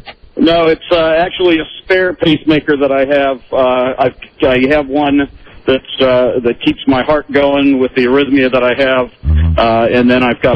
Slow down, Bob. I have to ask you. I'll get right to it. If you're breaking your spare... What are you going to do if your original one quits on you and you're in... Mike, why do you always have to ask questions like this? You know why, Don? Because I'll go get another spare. I'm curious. You're going to go get another spare. Yes. You know, $100 is $100. That's true. You can put a price on life. No, you can't. He can. Bob. The only thing I worry about is dying. Oh, Bob. Bob worries about the same thing. I'm curious. I want to know why. Why are you, breaking your backup pacemaker? That hurt. It's my backup. I've got a primary and I've got a backup. You've got a primary and a backup. And I hope this could be really interesting because you're going to be destroying your backup pacemaker and exerting yourself at the same time. All right, well, go ahead. This could be great radio, ladies and gentlemen. Go ahead, Bob. We're ready to start breaking news. Okay. How are you breaking it? I'm going to smash it. With a hammer? I don't have it. Oh, no. To me right now, but I'll do it. Hold on, wait a second. We gotta turn off the MC Hammer thing first. That's the OCC show. That's the OCC part of this show. That would be the one obsessive compulsive element of this broadcast. What? Is Rob's that's thing. the only one. That's it. The alarm. Okay, Hold the paper bag. Go. You ready? Yes, I was born ready, sir. Okay, here we go. Okay. Did you hear it? Thank you, Bob. You're a big loser, Bob. Hope you have a heart attack. Go run laps. Dramatic. I'm on the Don and Mike show. It's called Breaking News. Let's go to Greg in Reno. Hi, Greg. Yes, you are. Hi, Greg. Hey, buddy. Hi, buddy. So, I hear... Who are you talking to? I was talking to my helper. Talking to your who? His assistant. My helper. Oh, your helper. Yeah, my helper. Okay, the segment is called Breaking News. What are you going to break, Greg? Well, I'm tiling a showroom in Reno up here, and I'm in a warehouse filled with tile. Tile? What kind of tile? Ceramic tile. Oh, that makes a nice shattering sound. That's interesting. Now you're going to destroy this in the warehouse? Well, I'm back here right now. They're all up front, and I'm in the back. Uh-huh. All right, well, go ahead. Give it a try, and then we'll see if it's any good. So I'm picking up some tile here, and let's see if they scream.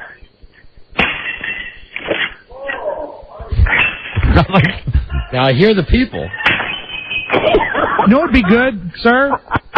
What? Can you put the phone on the ground where you're dropping the tile? Yeah, do that. All right, hang on. Okay. I bust the tile. For the hell of it, I'm pissed.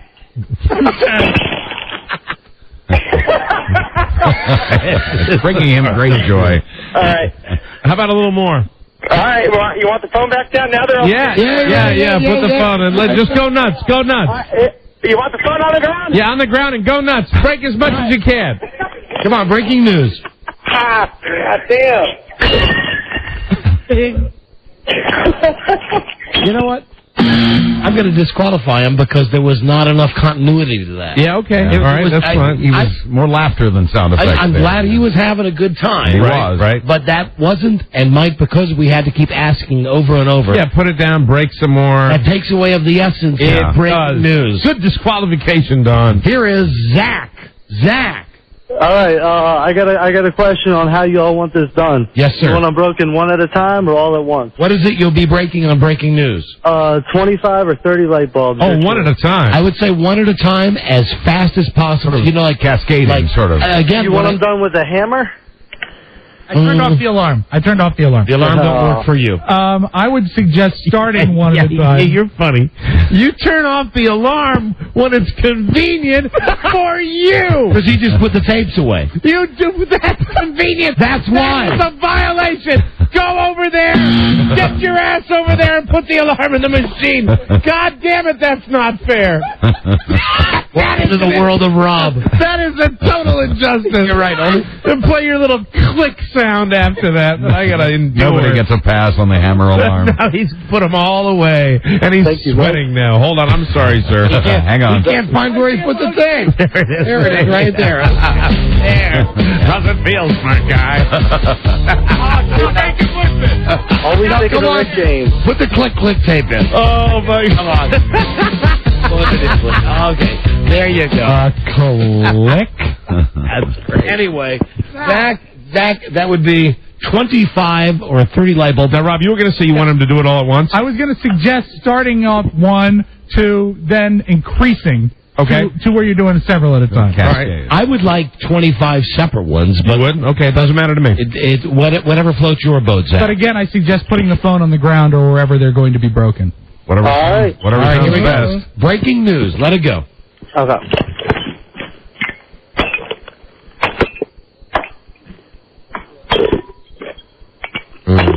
P.U. No, lousy. And now you're going to hang up on well, he's taking care of he's really breaking 25. That'll be funny. You hear that, right? Oh, yeah. We hear that. Keep going. Break them all. It's just, don't they pop? Yeah, they're not light bulbs. Well, I think we should grill him on that. I believe they're light bulbs. I don't think they sure don't sound like it. They should pop. And I changed light bulbs today in one of my bathrooms. I've got one of those mirrors that has the bulbs all along the top. You put in black lights? Oh, like in Showgirls? Yeah. Is that what you have? I do, in all my bathrooms. I do. I mean, that's the way the bathrooms are done. And I was dropping them in the trash, and they were all doing that. Pop, pop, yeah, pop. they all pop. Right. No, I'm just hanging up on this guy. Hold on, we got to get a winner. Not spectacular. Hello, Billy. Don and Mike show. Billy. Hey, how are you? Billy, what will you break on breaking news? I have a case of beer. Okay, now, again, this is like the light bulb. Will it be single or all 24 or 48 cans at once or bottles at once? That's what I was going to ask. I was going to ask one at a time, or would you like them all at once? What brand? Coors Light. Coors Light in bottles? In bottles. How many bottles are in a case? 24. I think you ought to do it all at once. I agree. Put the phone down on the floor. Stand up on a chair and, shake all the bottles out. Okay, I can do that right now. All right. I'll put the phone down right now. All right, put the phone down on the floor. Very good. Right now. We could have a Okay, here we go. And Did you hear that? that sucked. Yeah, That was weird. terrible. That sucked. Hold on. Now, how the hell are we going to hear this? TV out a window. Mike in New York. Mike, where you calling from? Rochester or Buffalo? Rochester, New York, buddy. Rochester, WHCK, buddy. Okay. You're really going to throw a TV out a window? Absolutely. Okay. All right. Do you have this? All right, is this the second story window? Second story will be in the driveway right next to my new truck. The game is and I can't breaking find my news. keys, so I can't move my truck. I think we ought to try it from his vantage point to hear it. All right, go ahead. It might be okay. All right. You want to put the phone on the ground in the driveway, then go up and drop it? Yeah. Okay, hold on one second. But you know what? But your phone should be far enough away where it doesn't overwhelm the phone. If he's only on a second story, he should be able to hold the phone out. And if it's how big's the TV? It's like 12-inch portable. We should be able to hear it. Well, all right, then just what go a ahead. Disappointment. Go ahead. What do you think it'd be, like a 40-inch? Yeah. Yeah, like the guy's gonna push a big screen out a window for $100. No, like a 28-inch, you know. Mike, want to take it upstairs or leave it in the drive? Just go ahead and do it. Do it. We're running late on time here. All right, I'm gonna run upstairs. Here we go. Open the creaky door. It's the best sound effect we've had. Are you still with us? Man, come on. Upstairs. You got the TV? Got the TV in the bedroom already. All right. And you're dropping it, and is it a paved driveway? Yes, it is. Excellent. All right, good. Now, after you drop it, make sure you shove the phone out so we can hear it land. I got the phone out the window. I got the TV out the window. Okay. Here we go. All right, breaking news. 1, 2, 3, go. That was it. That was it? That was great. Usually, when I count 1, 2, 3, you don't throw it on 1. Hold on, here is Tony. Hello, Tony. Welcome to Breaking News. What's up? Here we go, man. What are you going to break? I got a toolbox full of tools. I got a sledgehammer and an axe. I bought a new toolbox, but I'll leave the tools in the box while I destroy it. All right. Okay, go ahead. This has got some potential. But unlike... Well, I got the phone moved a little bit. Hold on. Got the what? Who knows what?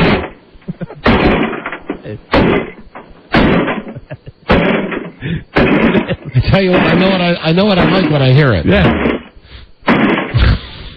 I know good radio when I hear it. Hello? Yeah. That's pretty damn good. That's pretty good. Let me switch to the sledgehammer now. Yeah, go to a sledgehammer. Okay, you do that, you might be able to cement the $100.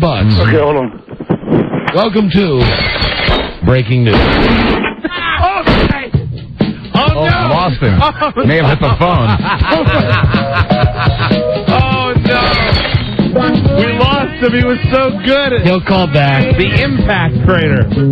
Now let's review, because we'll do this game again when we have time. We got to break for Buzz now. We had the guy with light bulbs. That didn't work. That didn't work at all. The guy with the case of beer. That didn't work. Of course, that didn't work at all. The 12-inch television did not work. Well, he threw it out the window on 1. Yeah.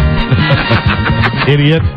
Well, Mike, haven't you ever heard that, though, like in a movie? Or they say, okay, ready to go on 3. 1, go! Yeah, that's right. Well, it works in duels.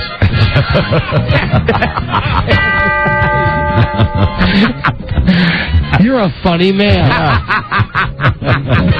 So out of all of that guy's our winner today. Yeah, absolutely. The guy that had a toolbox and an axe. Joe will be able to recognize his voice. He's very recognizable. And a sledgehammer. Sledgehammer won it for him. Yeah. And I see on the line now, we'll bring this game back in a couple of weeks because we have computers. Oh, boy. It's too bad. Let me just check with this guy, Greg. Hey, Greg, when it says on the screen, Greg in Pennsylvania, that you have booze, are we talking about empty liquor bottles? No, we're talking like an almost full bottle of Southern Comfort, a half full bottle of Absolute Mandarin, a full bottle of Merlot. I hung up on you. I will not stand for that. That is a waste. That's criminal is what that is. That's right. Can I play next time? Because I have a good idea. I was going to call in with my wife's arm. In a world where owning a radio was I love Buzz's reaction when you say one something man like that. found a way to bring good news to his people. Just the arm? He made it up. Yeah, right. Coming from the guy who pushed his wife a ladder. Yeah. Well, that's why I'm shocked. Just the arm. Well, thank you, everybody. That was a good debut of Breaking News. I like that. Well, bring it back when we have, enough time to devote to it. And it's too bad the guy hit his phone with the sledgehammer. I'm sure he'll call. On a good phone. That was a good sound. Yeah, absolutely. Buzz, here we go. We're truncated for Monday Night Football. We'll get right to news and comments. What's your lead story to D? Today, a Homeland insecurity update. Cat Stevens was deported because of a spelling error. He's being followed by a moon shadow. No, moon shadow. Moon shadow. Moon shadow. Yep. Stay tuned for news and comments coming up on the Don and Mike Show. Don and Mike Show. That was very professional, brother. This is the Don and Mike Show. What's the word from Planet Crackpot? The Don and Mike Show.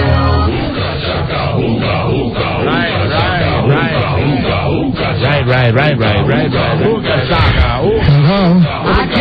Forget it. I'm halfway home. The Don and Mike Show. Time for news and comments. Brought to you by Viramax. Viramax, the world's #1 sexual pleasure performance enhancer. Viramax. Sorry. Someone call for a doctor? Doctor developed, clinically tested, patented Viramax. Get it at retailers nationwide.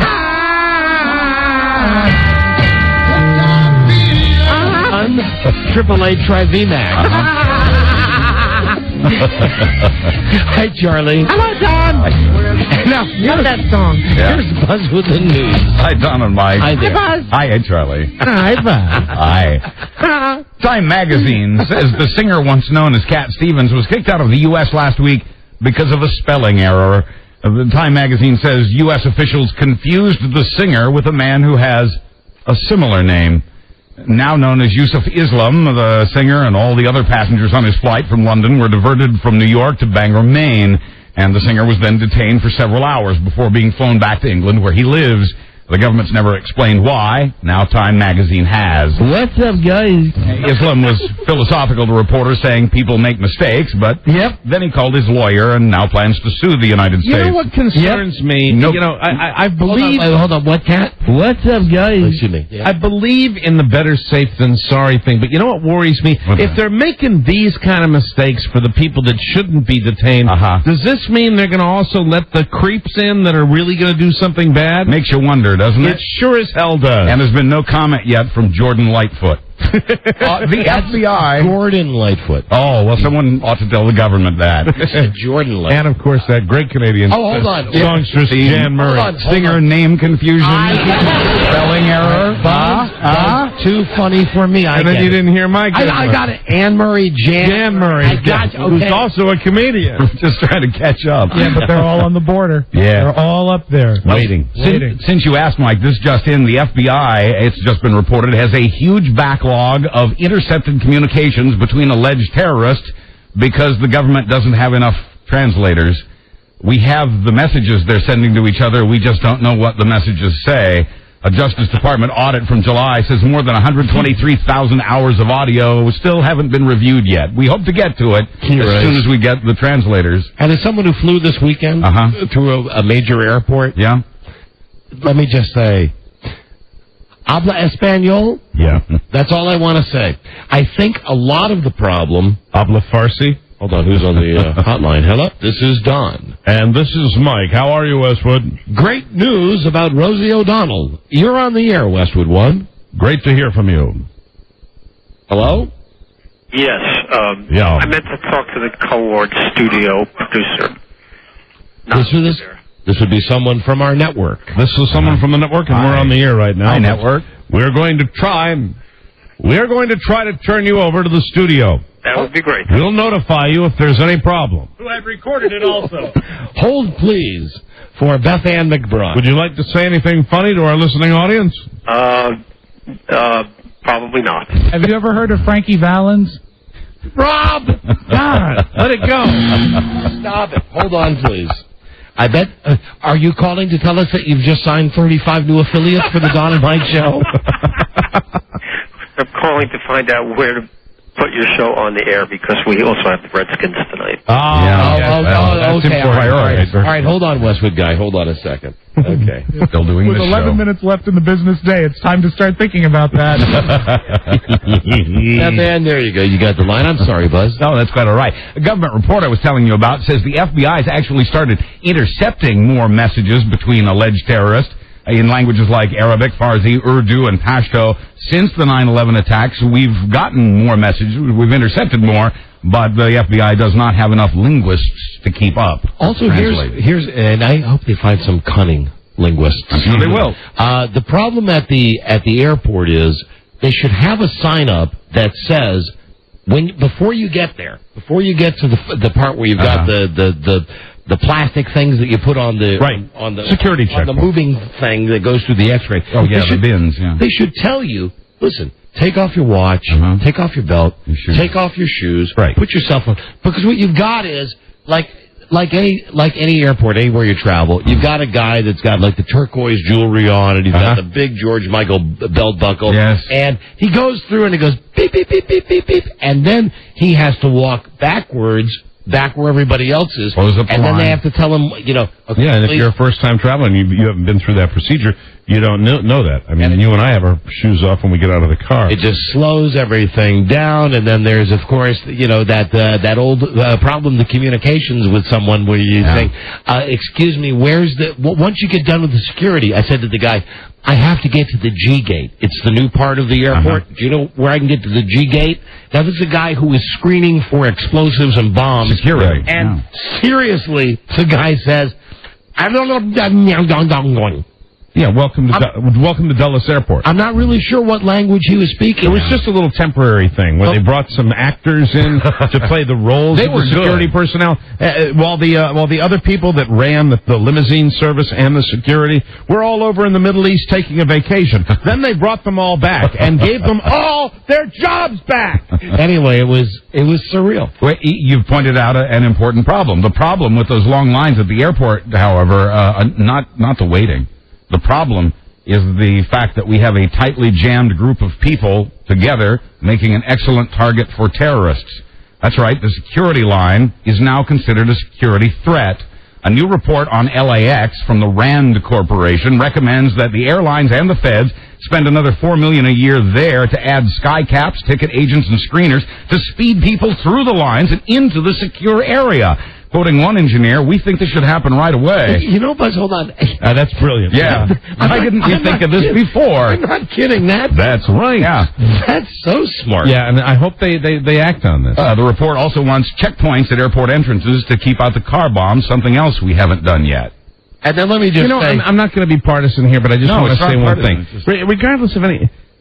This is kind of the reason I think, regardless of where you're going, maybe it's time for just a little thing. Maybe it's time to shake things up. Because I really think you got the same people that have been doing this for a while, and it's not being done effectively. Everybody knows this.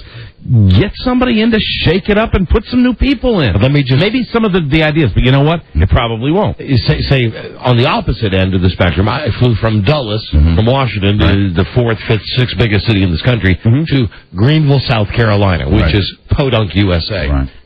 I mean to tell you, when I was coming back from seeing my son, you can bet your ass in Greenville, South Carolina, son, they all spoke American, and there was no problem with them saying to all the gentlemen and ladies in line that you will have to take off just about everything, including your hearing aid, ma'am. Yeah, absolutely. There was an awful lot of that going on. It depends on the region. I think in all major cities you're going to have the similar things in security.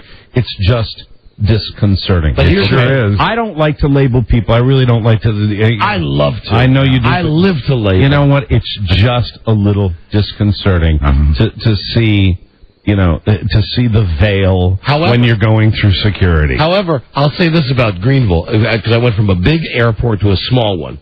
Once you got through their screening in Greenville, which I thought was better than it was at Dulles International. And at the Portland Jetport in Portland, Maine, same thing. Let me just say this, though. Once you get past the screening, at least in Greenville, if you want to open a door and just walk out onto the runways or walk onto an airplane, feel free. Wow. Because the way you get to your plane is through an open door where you walk downstairs. Yeah, well, that's like small airports. Yeah, but there were... But you've been screened. You couldn't do that if you were on the other side, I bet you couldn't get through there. I bet you could. Really? I was looking at it because here's the only thing that's keeping people from that's keeping the people in the different areas. You're saying that once you got through security, you could just open a door and walk in there, which you probably could do. Yes. But what I'm saying is that area, believe it or not, is even in the rural airports probably was you'd have to really search to find a way. It's a secured area. See, I don't know how secure, because the only thing that was really keeping people away from where they should have been was, I don't want to call it a velvet rope because it's not, but you know those plastic things that they have that they go up the straps? Yeah, the straps. Yes. Yeah. That's all they had. Right. It was like one lane was people that were leaving to go to the planes. The other lane was people that have already been that had arrived. It seemed to me that you could just jump underneath one of those little straps and go the opposite way. Never mind. We have work to do in that area, no doubt. Yeah, we do. Well, after that killer tire fiasco of a couple of years ago, everyone agreed, never let this happen again. And can I just say one other thing? Sure.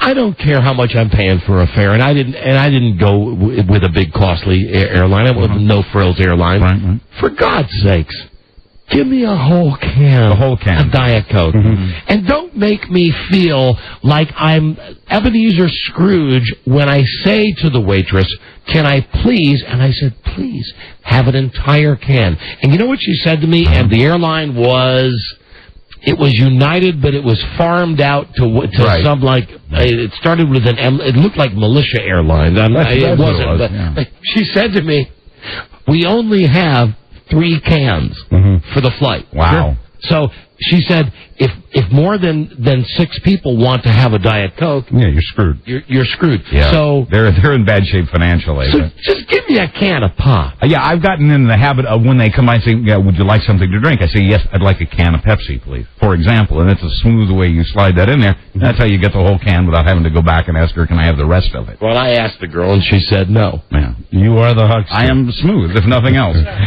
You really are. You're Harry Anderson. After that. No, Buzz, you are totally smooth. You know what I mean? Oh, you yeah. You're really one smooth guy. Yeah, that's what also gets in the whole can. Speaking of which, did you know I was watching part of those DVDs that you got me for my birthday? Yeah. Did you know it? I haven't seen it yet, so I don't know what's on it. I just know it's a very popular disc right now. Involves some shaving, Buzz. Uh-huh. Involves some shaving of a man being shaved. Oh, well, just skip that part. I didn't know that was Harry in there. Anderson? What? Is the man Harry Anderson? Not anymore. Hey, I never throw out a straight line. Man, you're hot today. After that killer tire fiasco of a couple of years ago, everyone agreed, let us never let this happen again. Here's your update. The government's Auto Safety Agency has postponed making public which vehicle tires are linked to the most deaths and injuries. They've delayed. They have the results. They're not putting them out yet. The government can't release the report, they say, because the government's being sued by the tire makers who'd rather you didn't see that list. Congress set up the defect warning system after millions of deadly Firestone tires were recalled a couple of years ago. Hello, this is Jack Nasser. Remember me? Yes. Ford? Yeah. I've come back yesterday. I'm running Ford, a great American company, but I get the accent. Jacques Nasser. Jacques Nasser. Jacques, let this information never again be withheld, they said. Well, it's being withheld again, but this time because of a lawsuit by a group representing Bridgestone, Goodyear, and Continental, and this lawsuit could take years to settle. Buzz, what were the names of those companies consumers might want to be aware of? Going back over the list, Mike, the companies fighting the release of the safety information would be Continental, Bridgestone, and Goodyear. It would seem to me, now I'm a dumb man, but it would seem to me, even a dumb man like myself, that the companies that didn't want this information out might be the companies that have the tires that could explode if you happen to drive over a jelly bean. Well, now everybody knows. You're jumping to conclusions there, I think. I have to imagine that our safety is their utmost concern. Yeah. Well, all I know is I actually went to the tire store this morning. I was up bright and early, went to the tire store, and got 4 brand new tires for my vehicle. Rhymes with Dishulin. They're not in the lawsuit. Yeah. I'm pleased to know. Yeah. Did you get the bobblehead? No, have you seen the ads for the Michelin Man bobblehead? No, I didn't get the bobblehead. Cool. We got to go back and get that. If you bought 4 tires, I did. You should get 4 bobbleheads. Yeah. One tire per bobblehead? That's a lot. That's good. I want a bobblehead. I'm not sure that that's the ratio, but I would imagine if you go in and you said, I'm really a fan of the bobblehead. I'd love a bobblehead. Now, is it the Michelin Man or is it Rosie O'Donnell? Or can you tell? The tires are fine. They can't vouch for the safety of the bobblehead doll, however. Fox News has not yet declared Florida for Bush, but kindly old former President Jimmy Carter says the upcoming election in that state already looks hinky. And that's our story when we come back from the break. Aha! I'm not a smart man. But I'll tell you this. Where were those tire companies again, Bud? Continental, Bridgestone, and Goodyear. Yeah, they're no good. No! I just figured that out. Watch out. I have just figured that out. Could be a sponsor. Be right back. This is the Don and Mike Show. Too busy to meet new friends? By the Ran out of time. This is the Don and Mike Show. Gosh, I hate to interrupt. It's all been so incredibly fascinating and entertaining and instructive. Really, the time has just flown by. The Don and Mike Show. Eddie. Oh, good. Heavens, no. The Don and Mike Show. Good heavens, no.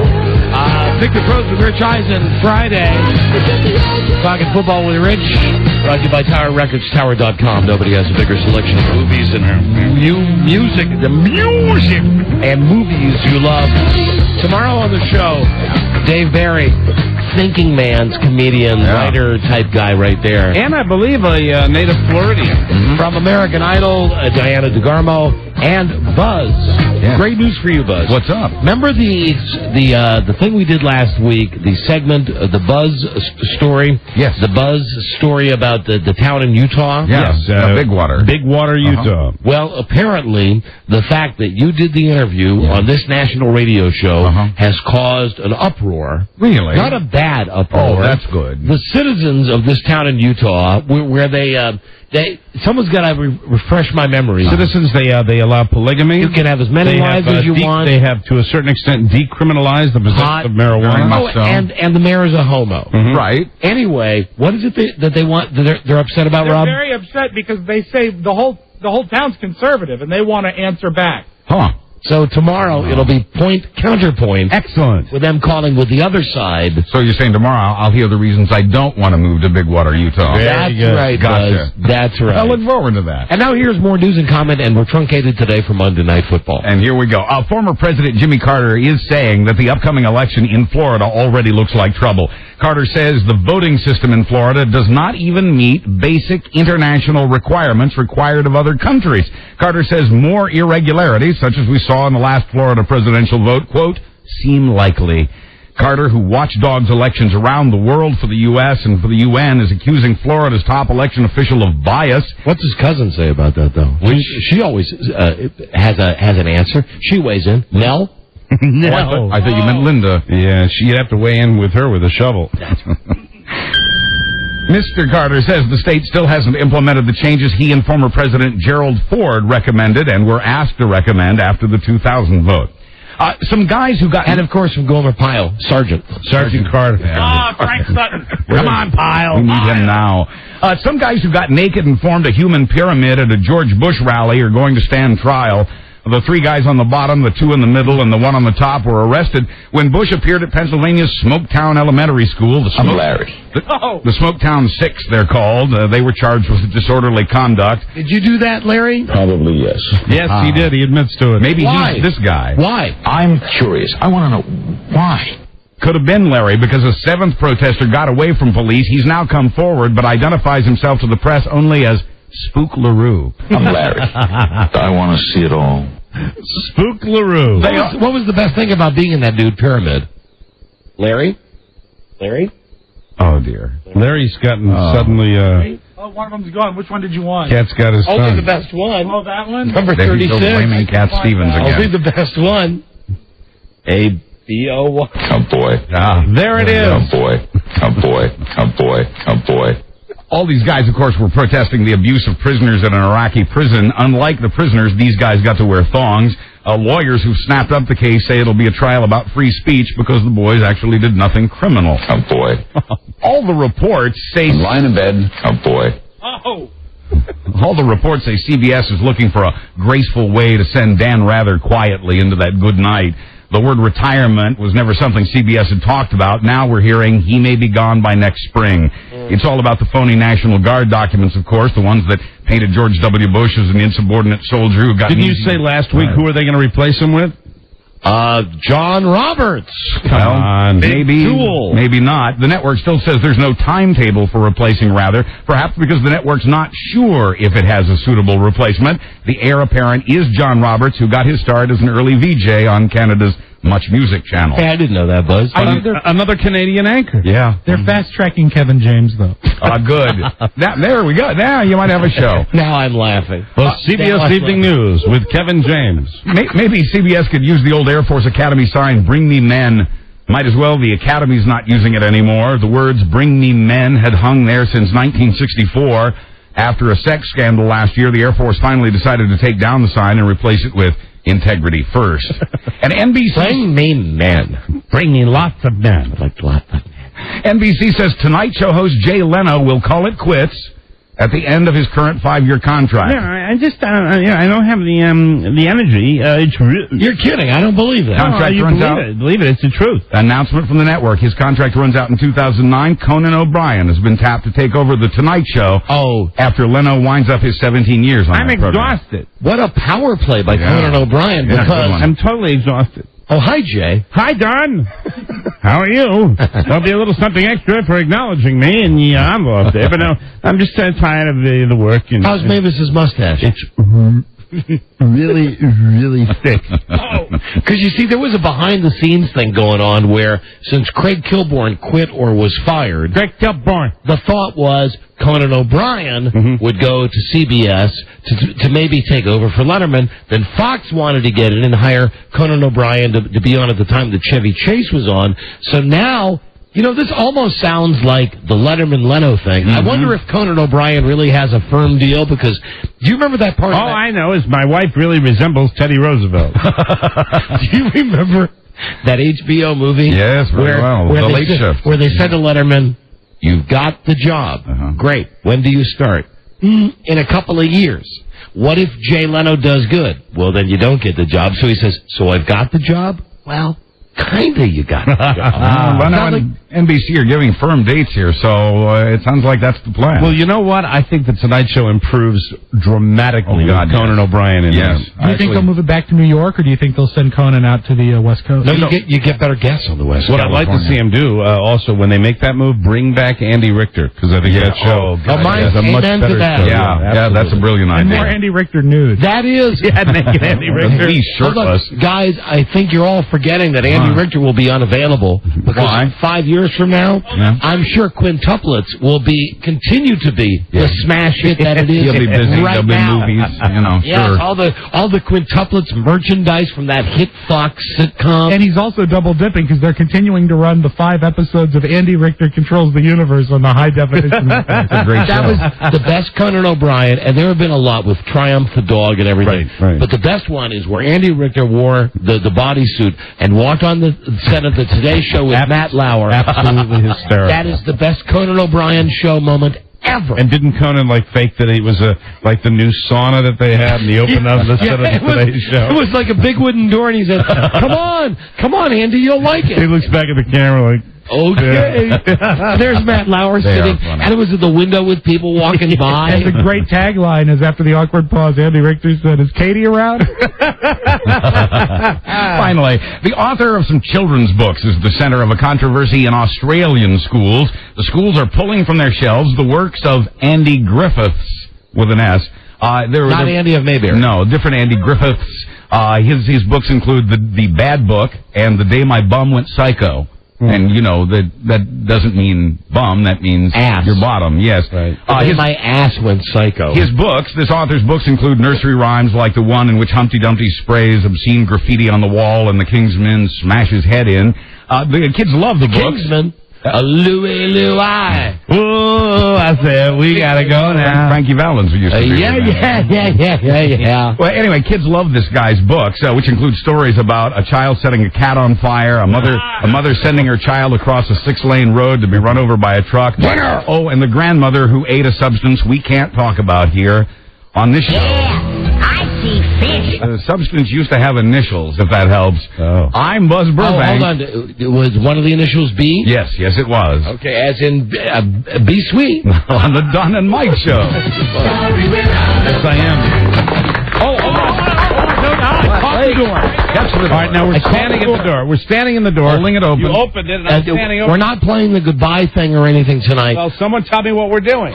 Just wait for the door to shut. I don't know what. We'll be back tomorrow with the new episode, all 4 hours. All right, I'm waiting. Monday Night Football next. Good day to you, Good day to you, sir. And good day to you, sir. Well, good day to you. I thought we were doing it a different way. And you. Alan said shut the door. All the air conditioning's getting out. Okay, we'll see you tomorrow.